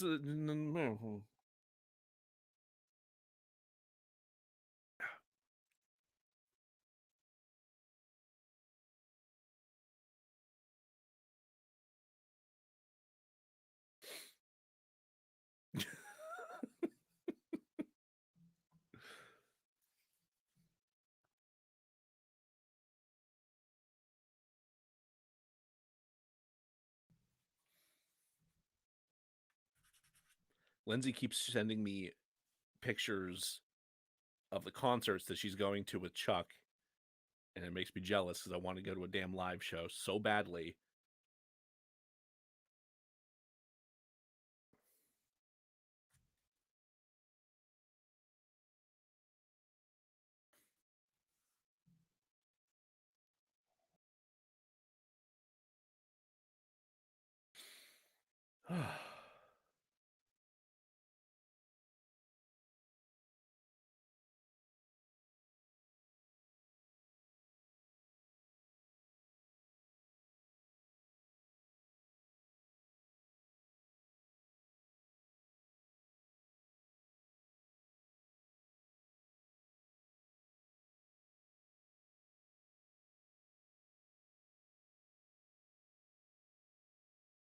Yeah, I think now that we're out of the recap, energy will probably be a lot easier to maintain because it'll be much more conversational, much more focused on analyzing what did and didn't work with this shit.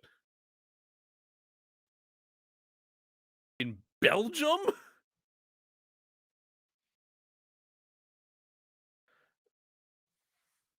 I don't know. How do we get to Belgium?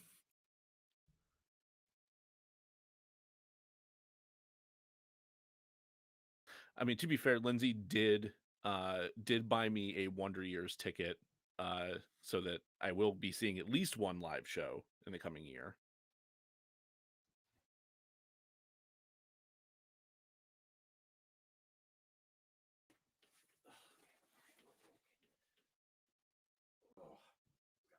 Pop those buttons back in place.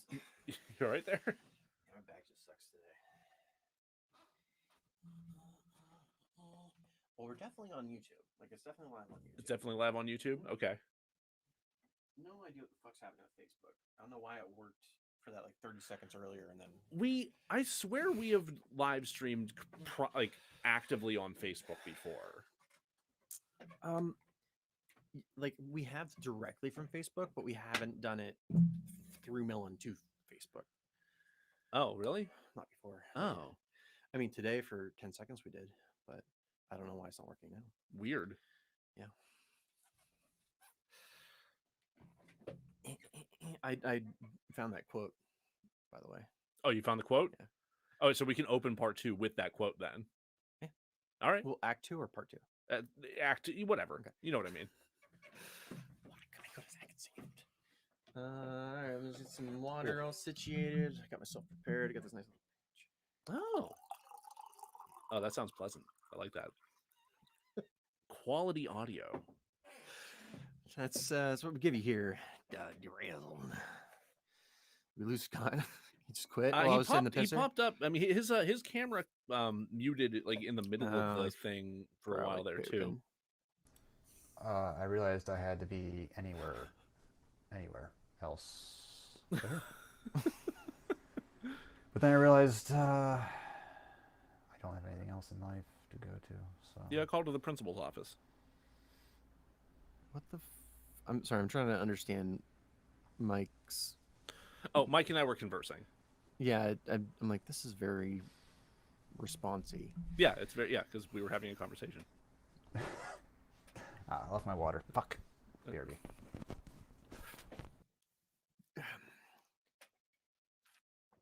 What did they think of Act 1? The energy felt a little bit down at points, but that could just be like subject matter. But they Deep loathing. They felt the deep loathing. Yeah. They felt like toward the end it really did start picking up. Personally, I think it was when you started to lose your mind. Things just really started to pick up. Happy to entertain. Holy shit! This movie fucking sucks. It's such a fucking bad movie. I fucking hate this movie. I didn't think it would be this bad. Like, I knew it would be bad. That's the thing. Like, we knew it was gonna be bad, but fuck me. Like, here's the weird thing. Are we recording right now? Yo, yeah. Okay. I mean, it'll get cut, but right. So, like, I stopped recording in the break because I thought Oh, you stopped. I thought it had frozen. So if we could get in there, We'll do another clap. sync. Yeah, that'd be great. Give me 1 second. Yeah. Stuck. Actually, can you hit me with that picture? I can pass it to you. I couldn't tell if it was still recording, and I got paranoid. But it looks good. I just have to stop it. Getting old. Real old. My turn.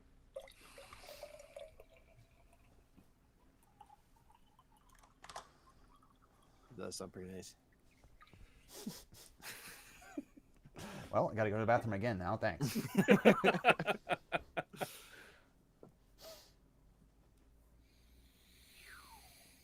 Whew. Mike, you realize we could be playing video games instead of this bullshit right now? Sorry, audience, we lost Scott and Mike. They realized they could be doing anything else and it would be more fun than this. Yeah, I finally thought of anything else. It's spending time with Oh, Mike. right. There's been video games this whole time. Fuck. Oh, shit. Okay, So, what? during the break, I checked my phone because I wanted to see if we were on YouTube, and we got a message. Well, I got a message from another podcaster, but it didn't look like a podcaster. So I like went to his profile, and they're a very religious individual, and I'm like, Uh-oh. okay, because they're like, how long have you been podcasting? I was like, June. Uh-huh. So we'll see where it goes. It could be nothing, but they also have a podcast, and they were responding to cats. I don't know if they're currently watching what is happening live. Oh, I see. I see. And like, Just a coincidence. yeah, and Interesting. we can go back in whenever. This is all relevant information. But like, I've talked to a couple people who are Christian, some who were evangelicals. Scott, you've talked to somebody who is Christian but not an evangelical, correct? Correct. Just to like see like what is your opinion on Kirk Cameron? Sure. Actually, let's go back in before we talk about this. Okay, so let's do a clap. Yeah. Okay, so 3, 2, 1, clap. I think that was about the same Yeah, as last it's time. weird. So yeah. There must be some kind of like delay. Okay. Welcome back, everyone. I hope you enjoyed Act 1. I hope you enjoyed my retelling of Kirk Cameron's Saving Christmas. Jack is out of his fugue state. We're ready to go. We're ready to continue. I bleached my mouth and my eyes and my brains, and now I'm starting clean, just like baby Jesus did in the main. I don't know. So on break, we started to have a conversation that I thought was relevant and that we should have on mic. Sure. Because when doing research for this film, like I have a lot of friends that are Christian. Same. But I was like, I wonder if I have any friends that are evangelical Christian. And I have one that had formerly been evangelical. Oh, okay. And I wanted to know what the takeaway, because I'm like, I really haven't kept, like, I'm agnostic, and I haven't really kept up with a Christian religion for a minute, and I don't care to. No. But when we watch this movie, I'm like, no, like my friends, like they cannot be watching this shit and like eating it. Like I trust them and their intelligence way too much to be horking this shit. Some people will surprise you, but but they didn't. They were like, no. Good. Well, the one was very like, why would I ever want to? That's a cult, and I'm like, shh. I'm like, never mind that they check off all of the qualifications. We're not talking about that on this podcast. Yep. But essentially, the further right you lean politically, the more likely you are to gobble up Kirk Cameron's horseshit. I mean, that tracks with my family. That's just yeah, like, and I, like I said, I did do some research on where evangelicalism came from and like where it went, how it's changed, and it wasn't always associated with not only the Republican Party but right-wing ideals. Mm-hmm. It grew in that direction specifically because there was and I can't remember his name, so I'm not going to try, but there's a person who became the leader of the church that guided them that way. Right. Yeah. It was artificially and purposefully done to help build like that toward the eventual like moral majority nonsense that we saw under Reagan. Yes. Yeah. So, and like even just having been raised Catholic, there was differences in opinion between like various buildings, like actual churches. Like, oh, them over there, you can be like out and it doesn't matter. Whereas this one, it's like, no. No. So I have to imagine that it's the same with any other religion where if I were evangelical and I had very far right beliefs, I could be in that, but you can also be evangelical and have slightly less more central or left ideas. Yeah, I'm sure that those things are not mutually exclusive. Yeah, we're not making fun of Christianity. Yeah, I think that needs to be made abundantly clear. Like we're not here to just pick on the idea of being religious. It's just there's this particular strain of thought that Kirk Cameron adheres to and applies to this work in particular and most everything he does that is pernicious. I think it's important to keep in mind, like, this isn't some just like an extremist tiny strain of religion. You know, this reaches an audience. Like, he has a following, and you know, when we were researching some faith films, so we shot a short film recently, and it was a parody of faith films. So I didn't know anything about the genre. Our director, Dante Cuesos Thompson, he recommended some films, and we watched them together with watch-alongs. There was some alcohol, sure. We had a good time. You do. Smart. But I didn't know about this universe. And so what is a faith film? A faith film is like generally an evangelical like film that deals with real life situations, but through, it's always solved through practicing faith, right? So Okay. in Kirk Cameron's take Fireproof, which is one of the films to watch, for example, and it's a very like classic like faith film. So Kirk Cameron has some marital issues, and he's also a firefighter. Fireproof. Now you get it, okay? And Ah, okay. yeah, so he has some marital issues, right? And there's like kind of the shepherd character that always appears in these faith films, which in this case is his dad, I think. Okay. And he helps Kirk get back on track through this like 40-day challenge, which is not like that Virgin film thing. What's that called? Where he For like the doesn't have 40-year-old sex. virgin? No, I think I'm getting it confused with the guy who like doesn't have sex for some period of time. It's a terrible film. Anyway, I'm blanking on that one. You watch it on a hub of some sort.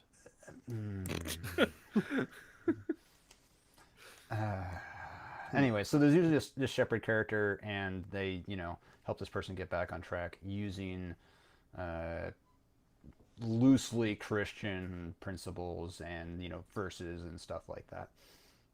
So that's kind of like the general genre. Um, and but watching these films, I was like, wow, this is wild. Like this, what? Who is this reaching? Like it can't be like many people, but it is. And Yeah. we watched one of these films with our production designer, which is really interesting because she was brought up in this kind of world. She was, kind of grew up in a church and grew up on these films and very much knew Kurt Cameron's filmography and related characters and stuff. And so that was really interesting to like have her kind of as we're watching a movie talk about some of these things like, oh yeah, that's a thing because of this, and we're like, oh that's a thing oh okay. Here I thought it was just like this one-off like hairball idea that this director or Kirk had or whatever, and but that was kind of important to making the film that we were making, was like understanding the impact that these films have had. It's not just, yeah, sure, it's like it's a section of Christianity, it's a section of evangelicalism, but it is, it's an audience. These films make money, right? Yeah. And that's an important thing to keep in mind if you're going to satirize it. So, having her watch it with you, did the movie make more sense? Yes, and it kind of made it more terrifying, I guess, because Yeah, that makes it gave sense. it more like real world impact. It she made connections that like or references that like I wouldn't have known or like understood how it related to some of the other tenets that these characters are preaching in other films or online or whatever. So it definitely like gave it more weight of like, oh, this is why we're making a satire of these films, because these films are potent. Yeah. There's a power to them worth satirizing. I wish that I don't know if wish is the right word, but it would have been interesting to watch Saving Christmas with her and have context to what's happening on Yeah, screen. that would have been something. Because watching, I mean, even in the summary, like there are parts where I'm just babbling because I have no idea what I'm seeing or saying or watching. And like I was raised in a Christian household, so I was like, oh sure, I'm gonna understand like most of this, but Yeah, I'm sure that there are cinematic techniques or tropes that we're Mhm. missing. There are references that are going Yeah. they're just going over our heads because we're not quite as mired in it. Yeah. Woof. Yeah, I think this film.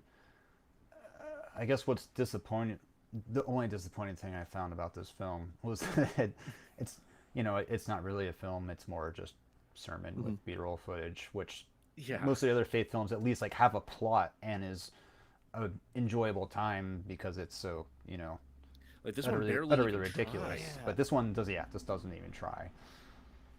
Like even like the entire conversation between Kirk and Christian takes place in a stationary car in a driveway. Like even putting aside the whole like Kirk is violating this person's space and wishes and agency, like you could have just had them go for a drive. Yeah. You could have had anything happen. They could have been driving down the street and he could have seen things that were triggering these observations instead of having him just like word salad at Kirk Cameron for a while. So before we get into critiquing the film, Oh, fair. let's do some stats. Let's do some stats. We haven't touched on those. I mean, not specifically. No. So Saving Christmas was nominated for a total of 6. 6 Razzies. Yes. Yes. Winning Worst Picture at the 35th Golden Raspberry Awards. 2014. Yes. So it won Worst Actor, Kirk Cameron. Worst Screenplay, it's the director Darren Down, D-O-A-N-E, and Cheston Hervey. Was it Doan? I think it was the last name I pronounced. Maybe Doan. that's it. Yeah. Yeah. Worst screen combo: Kirk Cameron and his ego. We'd have to, Like normally, I kind of hate those. Yeah, little things they do, but... those can be pretty like cringeworthy sometimes. But no, like that one, I kind of agree with. Because even in the scene between DeAndre and Christian, I'm like, you know what? I hate it, but I don't hate it as much. No, because Kirk Cameron's not here. Yeah, it was a reprieve in that sense. It was nominated but did not win Worst Director and Worst Supporting Actress for Bridget, not the famous one, Kirk's sister. Poor sister. Wait, does it actually say not the famous No, one? Or no. Oh, you added that. Oh, Yeah. Say that because that feels like something the Razzies might do. So scores, Scott. I feel like you've already know or have looked, but do you want to take a guess at the general Rotten Tomatoes score? I believe it's 0, isn't it? It is. The critic score. It The is. critic score is flat out 0. Yeah. I And- didn't and even know it was possible. To Yeah. be honest. No, I didn't either. Lo and behold, I found the Kirk Cameron quote. Kirk Cameron. Kirk Cameron quote. Cameron that's Crowe rough. film that I would prefer to be watching right now. His quote, which I'll read to you now. Okay. Helping me storm the gates of Rotten Tomatoes. All of you who love Saving Christmas, go rate it at Rotten Tomatoes right now and send the message to all the critics that we, it's capitalized, Sure. decide what movies we want our families to see. If 2,000 of you, out of almost 2 million on this page, take a minute to rate Saving Christmas, it will give a film a huge boost, and more will see it as a result. Thank you for all your help and support in putting the joy of Christ back in Christmas. People didn't like that. I So, think weren't these No. posts also accompanied with like really excellent photos? Wait, what? what do you mean? I think I saw like when he posted these on Facebook. He also like took photos. It was like, I don't know, him with like a hammer and like a tomato or something, and then like oh yeah, no, I when it did went see up to that. like Oh my 97%, he posted God. something. They're please look them up if you have not When seen I was them. looking for pictures for the Instagram, I saw one of him, and he's holding 2 red tomatoes, and he wrote Rotten Tomatoes on them, and he's like holding them up. he's the he's a fuck? normal, average American like you and I. This is the thing that sane people do. It's fine. It's so- normal. Scott, what do you think the audience score is on Rotten Ugh, Tomatoes? this I don't know. Yeah, it's always upsetting. Yes, Because you have to remember, he put out that push for people to rate it. based on the history of audiences being turds, I'm gonna say We don't say that audiences are- audiences are turds. No, we say I'm a audiences are- guest. I say what less I critical. want. Turds. I'm gonna say 25. Pretty close. Pretty close. Pretty close. 30. No. Yeah, it actually hit 30. Nah. Um, Wasn't Cats like 30? I can't remember what Cats What was. was- yeah, do, you I- wanna, do you want to look at that while I I- talk to IMDb? Yeah, I'll look at that. Scott, out of 10, what did they score on IMDb? I should mention that this is another site they won't let you rate 0. I tried. Well, I'm gonna go with like 1.5. Close. 1.4. It's definitely one of the lowest scores I've ever seen. Yeah. It's definitely one of the lowest scores I've ever. I don't know, like watched. I've ever seen like a movie that was that low. You know, it's like Right. something that's like not available anywhere, or something that never made even a DVD or something that Right, like somehow yeah. is on IMDb, and you're like, hmm. But for a movie that had a box office, Yeah. And I think it made that's low. made money. That's low. What do we have here, Joe? Cat's had a 53. Oh, Oh yeah, I forgot that it's even more upsetting. Yeah. and 52% of them were high, and God bless them. Oh, Oh absolutely. yeah, that's Also, how you're supposed to see it. Just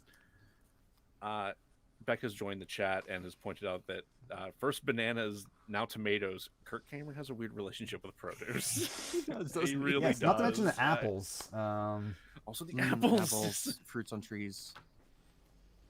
Also, buy the biggest ham you can find. I forgot about that. Oh, and the bloopers where he's like, I like a fat goose.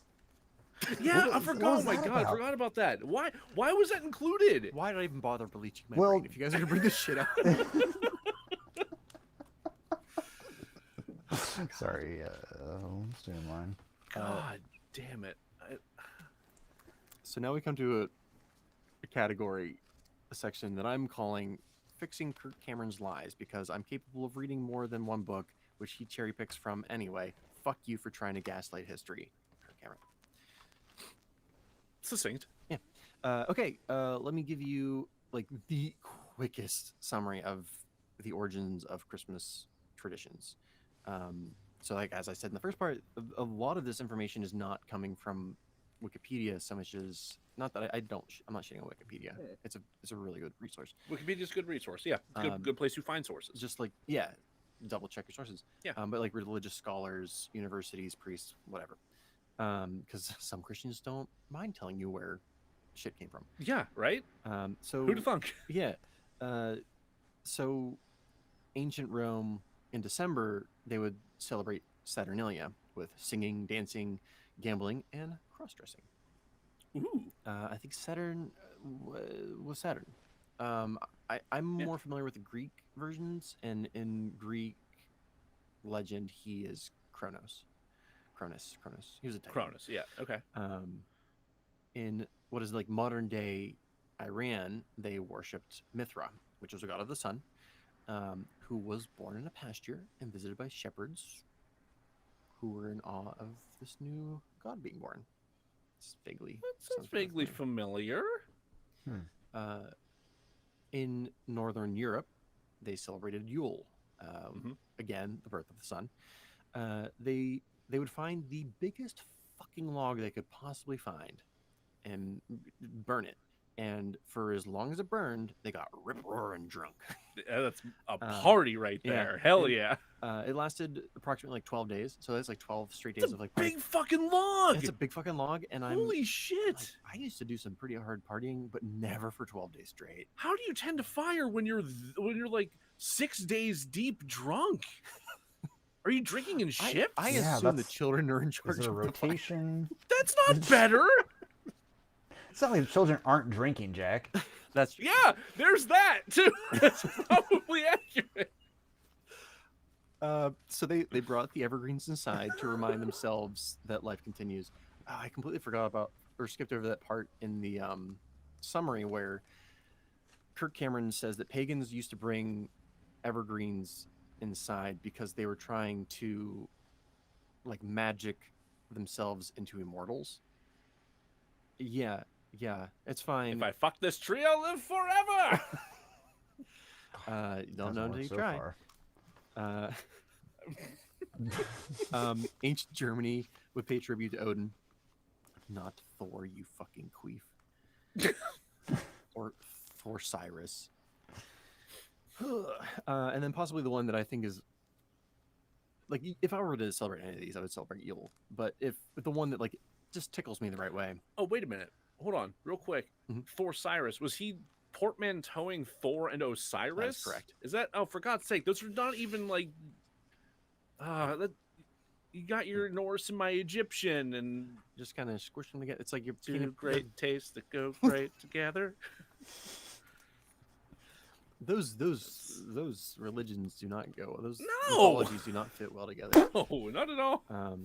way more incest. Woof. Oh, God damn it. So in 5th century Europe, it was they would do the whole Yule thing, right? Sure. But they would pick like a homeless person or a beggar, and they would make them the Lord of Misrule. And they would just like eat shit and drink, and they would go to the houses of the rich and like knock on the doors. They would wear masks. It's basically a trick or treat. Oh, and, hell like, yeah. Like, hey, if you give us stuff, we won't burn your house down. Which, like, yeah. That's some trick. Yeah.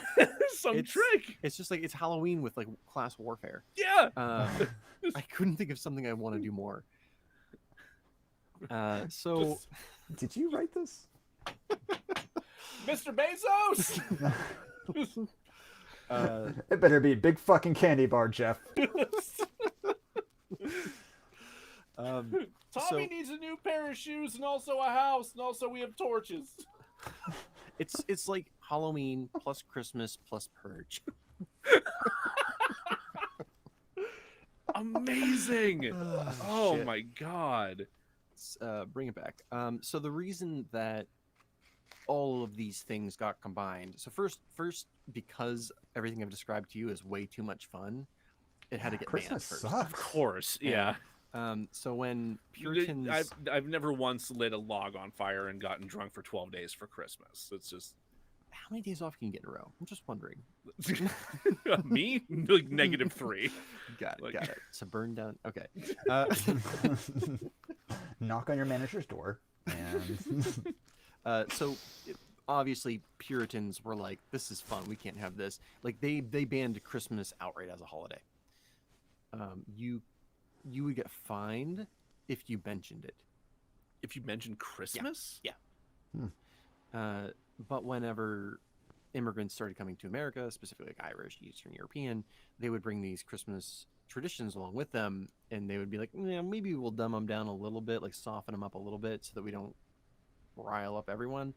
And basically what we have is like child's gloves Christmas. Kids love Christmas. Kids gloves Christmas. Okay. And which is what we now have today. That is the history of Christmas in choppy, quick fashion. I think now is a good time for me to talk about a conversation I had with Belinda in the car the other day. Okay. So Kirk Cameron is playing just the most hurt victim in that movie. Yeah. He's okay. So like of all of our friends, our friends and our extended friends, I've never heard any of us bitch about saying the word Christmas or Merry Christmas. Not once. Like among I have friends that are out and out Satanists. Yeah. Who I've never heard once bring up Christmas. Most of us celebrate it, and like Yeah. It's like this is culturally ingrained. yeah, like, it's a just- cultural thing now. It's Yeah. not even like a religious thing. Like of all the people I know, I'm probably the furthest one who's like, yeah, Christmas is whatever. I'd rather celebrate Yule, which is like a conversation that Glenn and I've actually had. Yeah. Just because, again, religious trauma has nothing to do with the fucking holiday. Like we really, so I'm going to speak for all liberals. We don't care. We don't care. Yeah, like we've nobody's just got getting bigger fucked. things to bitch about, you know? We have so much more important things to bitch about. The only people who Speaking ever of Jeff. bring this up are people on the right, are people who feel like religion is being like vilified in some way, and it's just like, no, that's not what's happening. Like bigotry is being vilified, like fascism is being vilified, like all these things that are worthy of being vilified are being vilified, and yet you seem to take issue with that. I don't know. It's like, no one else is getting pissed off because some people say happy holidays. No. Nobody else is getting pissed off because Starbucks sells a cup that doesn't say Merry Right. Christmas or whatever. Like, No, like it's, there are oatmeal raisin cookies posing as chocolate chip cookies out in the world, and you think I'm worried about people saying Merry Christmas? Scott, Yep. I like oatmeal raisin cookies. Yeah, these are really pretty good. I like them a lot. Listen, guys, you can like what you want to, but if you bring them to a party and I think they're a chocolate chip cookie, we're gonna have some fucking beef. Oh no! I clearly label them Thank you. For allergy reasons. for allergy reasons, of course. Yeah, Yes, I'm allergic. and to for not bullshit. angering Scott reasons. Yeah, so that's just it's so stupid. It's so ridiculous. Yeah. Like we really don't care. There's so much more to worry about right now that do I die a little bit every time the Halloween decorations get taken down to put Christmas decorations up? Yeah. Yes, but I would also celebrate Halloween for half the year. Same. Yeah, absolutely. Like, You better find a big log then. Yeah. The thing that kills me is like a bunch of the reviews on Rotten Tomatoes like specifically call out atheists and all this other shit. Yeah. And like that's not even what the movie's addressing. Like the movie's addressing Christians who have a quote unquote shitty view of Christmas. And even then it's just like do you have any idea what people actually think and feel about things? How out of touch are you? That's I think I cut it from the original script, but I had a portion where I like ranted about how insular and cut off evangelicals are from the world, Yeah. and how it is really its own culture within itself. Like they have their own news, they have their own obviously their own church, they have their own traditions. Yeah. In like a much broader sense, like in a much larger population, it's almost like being Amish. Like that is its own world. Okay. Kind of cut off from the mainstream. What I'm saying is they're a cult. It's been dropped. Lord. The C word has made an appearance. Great. So what didn't you like about the movie? Is that the category we're starting with? No, we try to be, and like this is on you guys, because what we do first is we talk about what worked. Oh Okay. Christ. And we start with the cast. Okay. I'll wait. Here, I'll say this, okay? So it got the awards. It got worst actor, worst picture, worst screenplay, and worst duo. Well, some of those were nominations, but yeah, Okay. and worst supporting actress for the not famous yes. sister. I know it won worst actor, but that's the one I don't agree with. I think it definitely deserves the duo award for sure. But like Kirk Cameron as an actor, like he's an actor. He's passable. Is he completely insufferable in this film? Absolutely. But as like an actor, he's fine. Is he playing a character? No, not really. But I mean, method actors get awards all the time, so whatever. Ryan Reynolds is great. It's Ryan Reynolds. What's that? I said Ryan Reynolds is great, but he's just Ryan Reynolds. Right. Yeah. Right. So what works as far as like performances go, like I mean nothing, but Cameron is like the antagonist turned protagonist. I don't know. It's confusing, but I don't think that award's deserved, to be honest. Real quick. I just want to stand up for this film. I really want to die in this rock. Go ahead, Joe. Real quick, we don't typically run through the nominees for specific categories like this, but I was curious. Yeah. So the other actors that were nominated for worst actor at this Razzies were Adam Sandler for Blended, Seth MacFarlane for his character in A Million Ways to Die in the West. It's not bad. Kellen Lutz in The Legend of Hercules, Nicolas Cage in Left Behind. Oh, That was pretty bad. they got left behind in the same year. Wow. Yeah, they got the Left Behind reboot in the same year. What a year. I think overall what works for this movie, what kept me watching is like I have no idea what's coming next in this film. Like absolutely zero. Like from the opening credits where I'm like, what? To the closing credits. They hit us with that ska, and it was just like I'm all of my expectations are just shattered. All right, we're on the railroad track. We're on the roller coaster track. Let's go. Yeah, the ska, it was misleading, but Very. I have no idea what was going to happen in this film. All of it was bad, but like I Yeah. had to keep watching because, good lord, yeah, I'm on the tracks. Yeah, like, and there was like, no telling what was going to come next at any point. Even whenever you started to accept, okay, there's no predicting what's going to come next. It's like the next thing that came up was still so surprising. You're like, what the fuck? yeah. I think you both know how I feel about this film. What it could have, should have been, is a metal music video. And I think they're listen, just the visuals, some of the voiceover is it just writes itself, and I really like to like just really highlight some of those things because they're beautiful if you can just replace the audio in your head.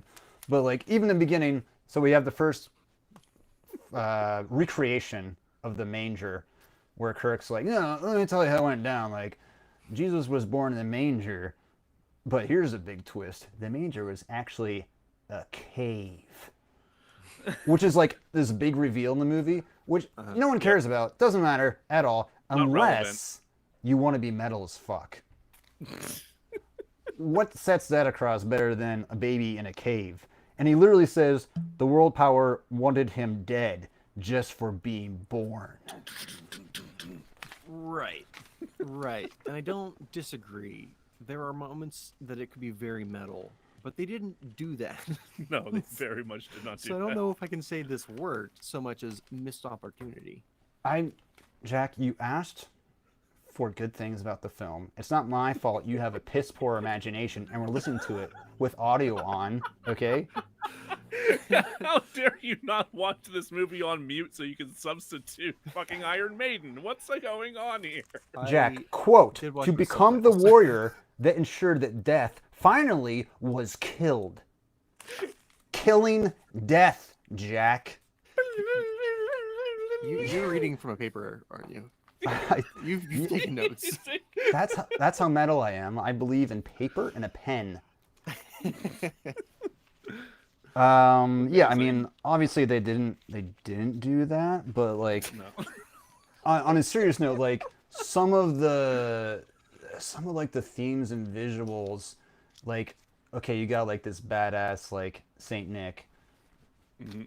Listen, none of it's like good. The cinematography is like, and the voiceover is bad, but like, you do get like this building of like this shepherd character like walking in the snow with like a staff and just like looking to like out of like a fantasy novel, and I'm kind of like, yeah, like That was another thing I cut. I've never been presented with this like version of Christian history before. Like, go on, tell me more about this like fantasy metal character.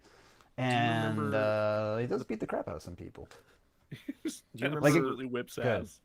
right before that, Kirk Cameron's like, now for this one and only time, I'm going to kind of fluff the facts a little bit, and we're going to invoke Lord of the Rings. Right before he brings in Badass Santa, which I like forgot about that. yeah, he name drops Lord of the Rings. Like there were moments That's true. specifically visually where I'm like, this could go somewhere, and not even like this could go somewhere so much as this could have plot. I could have something I could cling to that is narratively forward. But then it would turn into him telling a sermon. Yeah, No. 100%. Right. There were like parts of it though that I was like, I want something from this. I never got it, but Yeah. it did have some catch to it, and I could see like how if I was viewing this from a different perspective, I would be like, I would take that hype and then like actualize it into an emotion, whereas I never felt anything other than pity. But like, Do you got me hyped. remember when we did those many years ago, Guilty Pleasure, and Mike created such a headcanon so that he was able to enjoy Cable Guy. Like he just he oh. rewrote the entire like meta premise Oh, of Cable Guy. that it was Jim Carrey trying to burn everything down. Yes. Which, like, I want to believe that's true because, like, that's a hell of a story. Nothing to substantiate that, but he created in his head and was then able to enjoy the movie that way. And I feel like that's what we're doing now. Is like we're putting up these tent poles in order to be able to not hate the movie entirely. These metal tent poles. These metal ass tent poles. Metal poles. I mean, what fucking choice do we have, right? if we were going to say that there was something good about this movie, then we have to do it that way. They did say words that were words that I understood individually. The lighting was not too dark so that I could see nothing, nor too bright that I could not look at it. True. Time ran in a linear fashion, and it did end. It did end. Not immediately, but it did eventually end. What else was good about it? They did slide. He did slide very good. That slide was a good slide. It was a good slide. I will give what the fuck is his name? Darren Doan? Dick Donnelly. I think it's Darren Doan. Yeah, but right. Dick Donnelly is an appropriate substitution. Doan.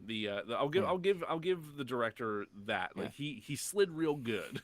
I want to know who the costumer was that found the sleekest Christmas sweater. I just assume they buttered the floor. Which sweater has the lowest coefficient of friction? Yeah. So other good things? No, so we can move on to what didn't work. Oh, great. Thank God. Okay, so it's not a movie. It's not a movie. I mean, it's not a. It felt like I was in 7th or 8th grade, and the teacher was like, "All right, we're gonna learn how to write argumentative papers. You're gonna write your argument on what Christmas is," and he did that, and then read it in front of the class, and the whole time I'm trying to do anything but listen. And then he called it a movie. Yeah, like I'm actively like transported back to grade school, and I'm doodling in the margins of my math book while this is happening. It's like it's no wonder all those teachers were so fucking miserable. They had to read all these Kirk Cameron theses. Well, if you would quit going back to the schools to write them again and again, I mean, don't they usually have rules against that? Not anymore. Not for Kirk. Not for Kirk. Stupid. There were no relationships between any of the characters. There were no stakes. There were no stakes. No. There was no real formation of a conflict outside of Kirk butting his way into his brother-in-law's crisis of faith, or more or less. It wasn't even like a crisis of faith. A crisis of celebration, I guess. Yeah. Then a crisis of holiday. Yeah, and that's really even if there was a conflict, the conflict was confusing, and that I wasn't even sure I knew what the stakes were or what the consequences were of any kind. Even if there was one in there, God help anyone find it. Unless you already have filled in the blanks with, I mean, if you watch the first 4 minutes with Kirk's opening sermon, you've seen the movie, right? And it's just full of coded language with theys and we's and if you're us versus them kind of thing, right? Very if you can fill in those blanks and are nodding your head, then I'm sure you're gonna understand the stakes, whatever they are, because you've already created them. I guess there are. If you're the kind of person that is already upset that people are saying Happy Holidays as opposed to Merry Christmas, then there are stakes. But to us, who don't give a shit, there are no stakes. Yeah, if you're already subscribed to that culture war bullshit, then you're lost. That's you're too deep. You're too deep already. This was tailor-made for you. Mm-hmm. Yeah, if you're not listening to the wrong people or drinking the Kool-Aid, just actual, very subtle lines. Yeah. Used. Yeah, he did actually make a fucking Jonestown reference in there, didn't he? I can't tell if it's Jonestown or the fun track suit people. They were trying to catch the star. Because Jones A was Flavor Aid, first of all. Well, yeah, Let's go well, ahead and get I that know. right. God damn, I know Zabrowski. Okay, come on. Tastes like shit. Couldn't even get the good stuff. God damn it. Probably got grape. I like grape. Grape Flavor Aid? Well, maybe not Flavor Aid, but like Licking a cardboard box. You don't know, but maybe I found a good cardboard box. Like mine corrugated. We had you had to pay extra money for corrugated. All right, Better we had wash this very down little oatmeal money raisin growing cookies up. real well, you sicko. What else didn't work? The score was all over the fucking place. There was some like honky tonk music. There was some dubstep. There was some Christmas music. I There was some love ska music. like some of the music when they're just sitting in the car, where it's just like. Yeah, just like, we found this weird stock music Yeah. just like sitting around. Like, well, we don't know what to do with this here. We don't know what to do with a car scene Oh, either. but it's apparently. 40 minutes long. Perfect. Because that's Yeah. how long they sit in the car. Is 40 minutes 40 of the fucking goddamn minutes. film. It's like a full 2/3 of the damn movie. They're in that car. It's stupid. There's it's like a very old filmmaking principle that like, oh, you wrote a car scene? Can you put it anywhere else? Oh, you have to have a car scene? Okay, do it in a parked car. And they're like, well, we did it. We followed did it. advice. Got it. 100% nailed it. No notes. Oh my god. The music was so.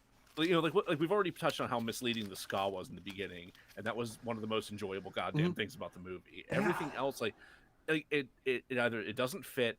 It is like cringy dubstep that's already out of date at that point. Even like, All right, here's something. The sets. Did the sets work? actually, I have one more thing to Okay, talk about sure. music wise because I will never be able to get out of my head that they used an entire Family Force 5 song for that dance sequence. Like, They did in there. there's an Can entire someone fill me in? What is this band? Yeah, I can very much fill you in. So there's an entire branch of pop punk and that went hard into religious songwriting. Okay. And some of it's like, innocuous enough, just like real, like it's not trying to indoctrinate people. It's just kind of wholesome and clean and whatnot, like your Reliant K's or whatever else. But Right. but then as that scene started to envelop other influences, like as it started to as you had like parts of it branching out into emo and screamo and more hardcore stuff, you had other parts that were getting more and more pop influenced, and you had shit like your Cobra Starships and your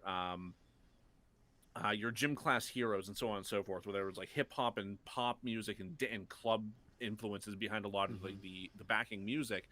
And then there was a Christian branch of that, which is where Family Force 5 fits in, where it is supposed to be like dancey, like pseudo club like pop punk for religious kids. So that is the best exactly way that what I can enter sum my it up. earballs. Earballs. Yeah. Earballs aren't a thing. Earballs. Your earball. No, that's correct. That's anatomically and scientifically correct. It like. Well, that's kind of was interesting because Joe, did you recognize like this director at all before this? No, I had no knowledge of any of his work before I this. only point you out just because he like directed a shit ton of like 90s pop punk music videos. Of course he fucking did. Like Does he- Blink-182, Taking Back Sunday, Pennywise. Fucking Taking Back Sunday? Are you kidding me? Yep. What Taking Back Sunday? I've got to look this up. Hold on. Like he's done a ton of them. That's So insane. and that's kind of how he got like his name recognition, was like doing a ton of music videos before. Really the only like films that he's done are Christian films, and some of them I'm sure we'll get into at some point because they are abhorrent. Darren Doan. There he is. So, Okay. you know who else started out in music videos? Go David on. Fincher. That's true. Yeah. That's Wait, two they both start with the very- letter D. They both have goatees. They both are perverts in their own weird way. And that's where the similarities end. God, I hope so.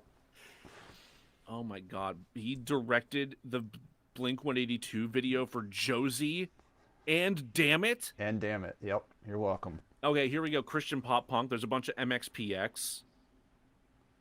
There's a couple of AFI videos in here. Pennywise. Pennywise, man. Fucking Pennywise. Guttermouth, Chokebore, The Promise Ring. I have no idea what's You happening. got Sorry, Jack. Unwritten Law. If it's not movie or comic book related, I'm Scary Kids Scaring Kids. He did a fucking Scary Kids Scaring Kids video. rolling.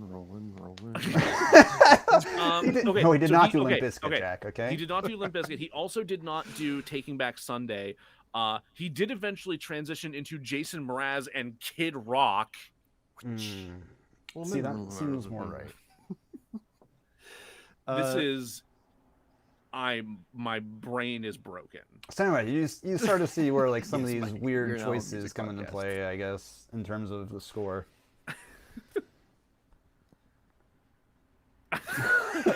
No, as Becca just said, Joe has never been this unokay. I'm not okay. I promise. Becca, enjoy tonight. Um, You're welcome. so let's talk about the sets, huh? Those were some sets, not Yeah. entirely bad ones.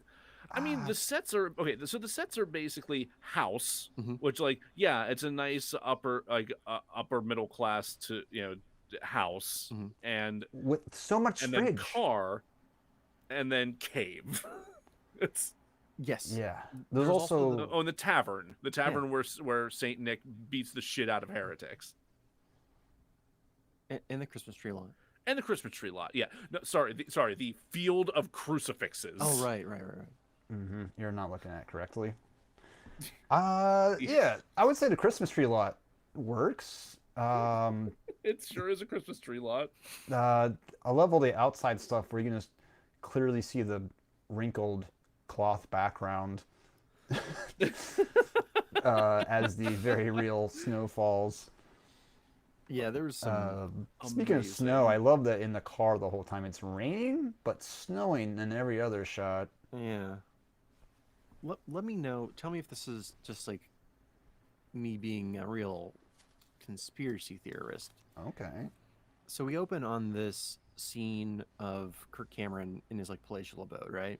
Yep. And it's gorgeous. It's a huge, giant, fucking golden white house with a fireplace. So much fridge. So much. And to me, that instantly makes him unrelatable. Mhm. Like, Yeah. I don't care about this person at all. Who on like in what way is a relatable story about Christmas being told by somebody who has like a restaurant grade like gigantic refrigeration unit taking up an entire wall Well, of their kitchen? I'm not even talking about that. I'm talking about the intro before the movie. The welcome to my parlor, please have a seat. How now, gentlemen, how do we kill Superman moment? Yes, that's the one. I was gonna say Masterpiece Theater, but to each their own. I mean, that's actually more fitting. So while I find it kind of disgusting, do you feel like people that are evangelical would look at that and think that that's something to strive towards? Because, like, to me, yeah, that set and the house that they filmed in was like grotesque. Like, why like if I went into that house as a human being, uh-huh. I'd be like, I don't really want to talk to these people. Yeah. I mean, it's Because that's exactly what the film is selling, though, right? Is like this material-driven, like profit-driven, evangelical fantasy. Yeah. So like It's- really the first shot, exactly what you're feeling, is exactly why this film doesn't work on you. Yeah, it keys you up for the materialism aspect of it right away. Right. Now, I was not, as you may have guessed, the best Sunday school student, but they really hammered it into you that this Roman Catholic that you shouldn't put weight in earthly possessions. Yeah, I mean, well, there's the whole the whole thing about you have an easier time getting a camel through the eye of a needle than getting a rich man into heaven. Or, I know that's not the exact wording, Yeah, no, but you're yeah, talking about- but that's like, where did that ethos go? like the whole thing about like Jesus had nothing. He was humble. Like he washed a man's feet for him because he didn't see himself as like too good for that shit. He defended a sex worker. He Yeah. was friends with the lowest of the low. Yeah, I got no problem with Jesus. He flipped he flipped the tables of merchants and bankers taking over a temple. Like it's Coolest moment in Jesus' life, personally, where he like fucked a bunch of bankers' days up. Yeah, like it. It's so it's so detached even from like the faith that they profess. Yeah. It's What were you saying, Scott? I mean, let's get into this a little bit. Like, what do you think is the message of the film? I think that, not that I agree with it, but I think it is that it is okay to keep Christmas as ours, meaning the evangelical, like they're gatekeeping Christmas, and that it is specifically a Christmas that is based around consumerism. Yeah, I think it's an attempt to position themselves in the role of the victim so that they don't have to feel bad about the aspects of the celebration or the aspects of their own faith that don't actually jive with the holy book that they purport to believe.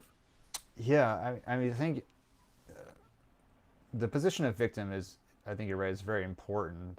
And it's kind of something that we see a lot these days, right? As you have these right-wing personalities crying victim as they profit off that position, right? Absolutely. So, I mean, we know, like, Kirk Cameron is a wealthy individual. The people that he works with and the positions that he support are full of wealthy people. I mean, the director, his wonderful other filmography, one of the ones he's most known for, I don't know if you guys saw, is the documentary called like the Free Speech Apocalypse. Yeah. I missed that. I was too mired in my own scene kid. It's exactly what it sounds heartache like to dive into that. But, but it's a documentary that it follows this pastor Douglas Wilson, who, if you don't know, I'm sure you do, because he's just made headlines as being like human slime. Anyway, he visits his university for a talk or whatever, and a lot of the students on the campus protest. And this is like in the Midwest. It's like Indiana or something, I think. Okay. And, they were like concerned for this pastor's safety. And the documentary is just like about that, like positioning him as the victim and like how the left is like ruining free speech and like attacking everything that, is our livelihood. Some Diet Milo Yiannopoulos bullshit. It's some Louis C.K. bullshit. Absolutely. But that's a business, right? Yeah. No, it like is 100%. They know that they can rake in cash doing that. The number, so like we're a newer podcast, and we've interacted with a lot of other newer podcasts. Yeah, it's been fun. And most of the time it's pretty fun. But I've listened to so many right-wing podcasts. Really? Yeah. The ones that the like demographics that the genres that I see the most: wrestling, sports, religious, just in general. Sure. Right-wing. Huh. Yeah. That's bonkers. I know there are definitely And then some spooky shit. and it's spooky shit. Yeah. No, of course you're listening to spooky shit. You're you. Look at your shirt right now. It is just a ghost. It's a ghost. Oh God, and spelunky PTSD. No, because I know for a fact that there are a good number of podcasts in those genres that are left leaning or attempt to not be political. Yeah.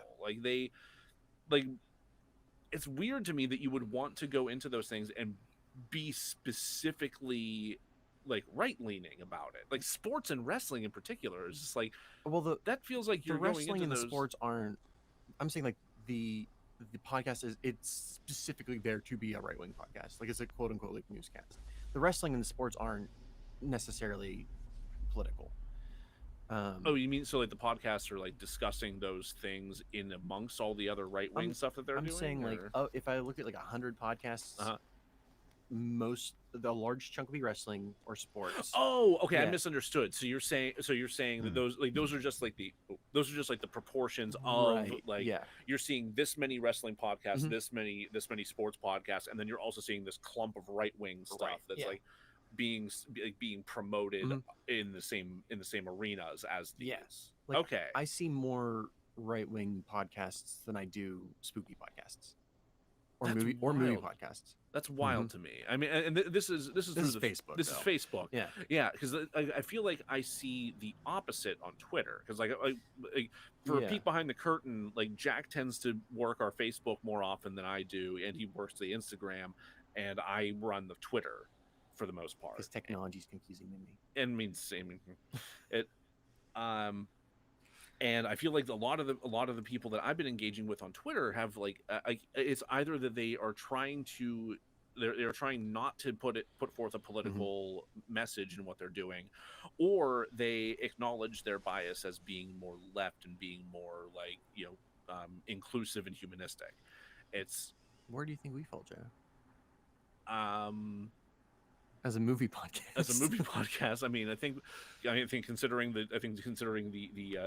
teardown of what we're doing into this movie, I think we've made our position clear. Yeah. We did also challenge anyone who wants to be upset about Elvira coming out to a fight at a random playground. We did do that, didn't we? So yeah, no one took us up on that, but this is so far off topic, but I think we are political in the same way that like My Favorite Murder or Last Podcast is, where like their politics, but it's not the point of the podcast. Right. Yeah, I think that's fair to say. And I think for me, like a lot of it comes down to like you can try to say that art is not political or that movies are not political, but that is inherently not true. At least as far as I see it, because those things are not created in a vacuum. Like they are a product of the culture, of the culture and the politics and the situation of the time in which they are made. I remember I think this. Sorry, Scott. Go ahead. No, you're good. I was just gonna say. I mean, I think this is relevant because I was thinking about your guilty pleasures episode that did recently. Sure. And at the end, you talk about how films are cheeseburgers, and if you want to eat a greasy cheeseburger from McDonald's, like by all means, enjoy that cheeseburger. Or from Five Guys. I think part of me, like watching this film, was like, listen, it's not my cheeseburger. I don't want it. It's bad. But you also said like if that cheeseburger isn't like actively harming other people, then like go for it. But I mean, I think the message of this film, like on its surface, is like spend too much at Christmas. Like, okay, that's a dumb take, whatever. But I think based on the context of the work of the director, of Kirk Cameron, of the culture that they're promoting, the fact that this version of Christmas is traumatic to so many people, I would argue that it does cross that line into being actively a bad movie for society. Yeah, no, I agree. Yeah, it's like it's not just that it's bad in terms of like, no, this is a shitty thing to watch. It's like bad in that like the things it's promoting are actively like socially harmful. Yeah. I think that was like, I expected that maybe like going in, like, we'll see how toxic this is, but then like halfway through it was like, get a bigger ham at Christmas. Like, all right, this is dumb, whatever. But then like kind of, I don't know, reflecting on it more, was like, just how gross is this? Yeah. Yeah. Lawrence points out these are cheeseburgers made by people who don't wash their hands. Oh God. Oh, and considering where those hands have been, I don't like that. I was gonna end right there, but then you said that, and now I don't want to. But so this was really a conversation. Thank you, Scott, for leading us here. Hell yeah. We are going to break this into 2 parts. It is going to be a longer fix. That'll happen when you have to make a movie from scratch. Which, let's be real, that is what had to be done here. Yeah. Like, there was not a movie to start with. So, thank you, Scott. Anything you want to plug? Anything you want to Plug your draw. ears if you're going to watch this movie. Yes, very much so. Joe, do we have anybody we want to thank? Yeah, I think we do have some people we want to thank. So we've been getting so much love through these last couple of new episodes, and I want to thank everyone who has taken the time to listen to them and to reach out to us and actually like directly tell us how much you've been enjoying them. We actually got an amazing voice message from somebody from the Cinematic Anarchy podcast, just telling us how much they liked the Guilty Pleasures episode and how much they're looking forward to adding the rest of our episodes to their regular repertoire, and said they really enjoyed it and think we're funny and they like what we do. We've had people on Twitter, the Jacked Up Review Show podcast, reached out to us and asked us to collaborate with them. So that's something that's going to be coming in the new year. We're really looking forward to. Check out their show. They do some incredibly thorough deep dives into the work of particular directors and musicians and actors, like all kinds too. Yeah, like it's wild, the breadth. Like, I listened to an episode about Clancy Brown that I loved. It was Dario Argento is another one. Yeah, absolutely fantastic stuff. And also there's some other like other people, like we're talking about like being mindful about the stuff that you're listening to and the podcast you're associating with. The Definitely Haunted podcast started a great conversation about that on Twitter, and I want to thank them for that, because it was a really good conversation, and I think they handled a lot of stuff really well in that thread. And so find those Jags on Twitters and Facebooks, or Good Pods, or Good Pods. Yeah, you can like, share, rate, review on Good Pods by episode even, and give like specific feedback about particular episodes. So like check all them out, listen to them there. Check us out and listen to us there and rate and review. Also on Apple Podcasts and Podchaser, wherever else you can do that. We have a YouTube presence. We're there. You can check out and like and subscribe there. And stay classy and do things that are sure to what are they gonna do, Scott? I think they're gonna razzle dazzle. I think so. All right, I'll see you back here with part 2 of Saving Christmas. All right, I need to stretch. Yeah, that's fair. I'm gonna stop recording and then start a new project so that we're set for that.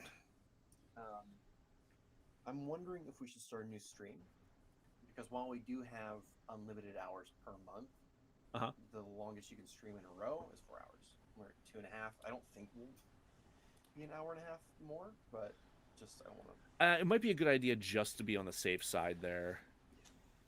So I will. Maybe the 4th time is a charm on Facebook. I'm gonna pee. We'll do that. Save that audio.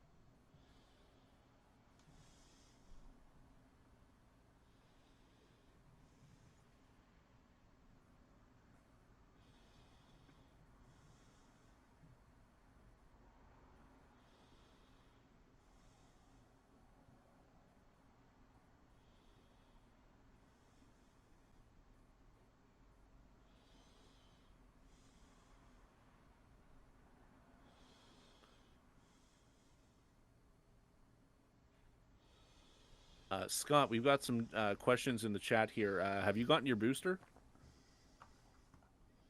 Scott is boosted. As of I think I might be the ago. only person. I might be the only person on the show who's not boosted yet, and that's only because I have not had any fucking time to go do it. Oh, Jesus Christ! I'm glad you have that pop filter between us. Oh, I see. Yeah, Mike, I'm feeling all right. So far, so good. I'm I gonna didn't get get boosted, boosted, guys. Lauren. Got floosted. You did get floosted. That's right.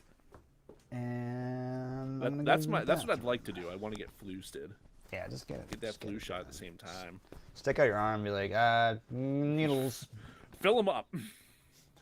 Got a lot of arm here.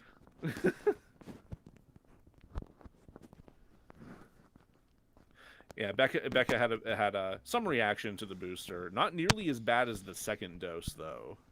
Like, that second dose floored you. Oof. BRB friends. Nope. See, even my evening hours are like fucked in most cases, though. Like, I'm literally like Becca can attest to this. Like, I work like the number of 12 to 14-hour days that I work is like stupid. Yeah. Like, I lucked out. Like, when I first got vaccinated, I lucked out because I was able to just like I was able to find a walk-in situation right near Children's Hospital. There was a pharmacy that was offering walk-ins of Moderna. So like there was a when I went to get my second shot, I literally just like drove down from work during like a minor break that I had, like a little gap I had between games, got my second shot, and then literally went back to work and was experiencing like hot flashes the rest of the rest of my shift, and then chills when I got home. I called Rite Aid and they said for boosters they're not walk-in; they're appointment only for boosters. It's like only like elderly people that they're doing walk-ins for. At least last time I asked them.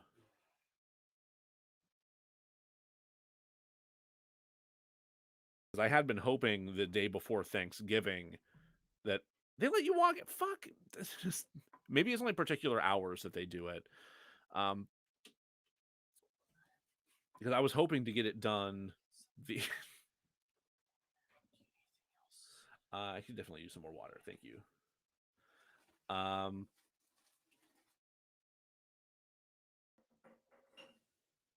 Immediately after a 24-hour shift. Jesus Christ. Ugh.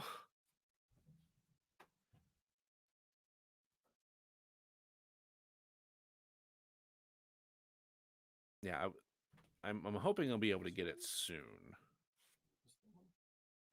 Yeah, it was this one.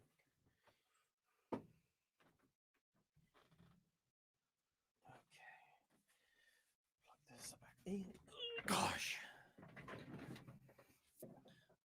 Jack, quick update. 9:06. All right. Is Scott around? Because I just want to. Scott ducked out for a second. Okay, because I want to restart this stream. You'll figure it out. Yeah. Okay. Yeah, I think we're gonna start a fresh stream. Yes. If anybody's there, if they want to. We will be back momentarily. Yeah, we just want to make sure we don't get booted for the time limit, Yeah. because the app we use is a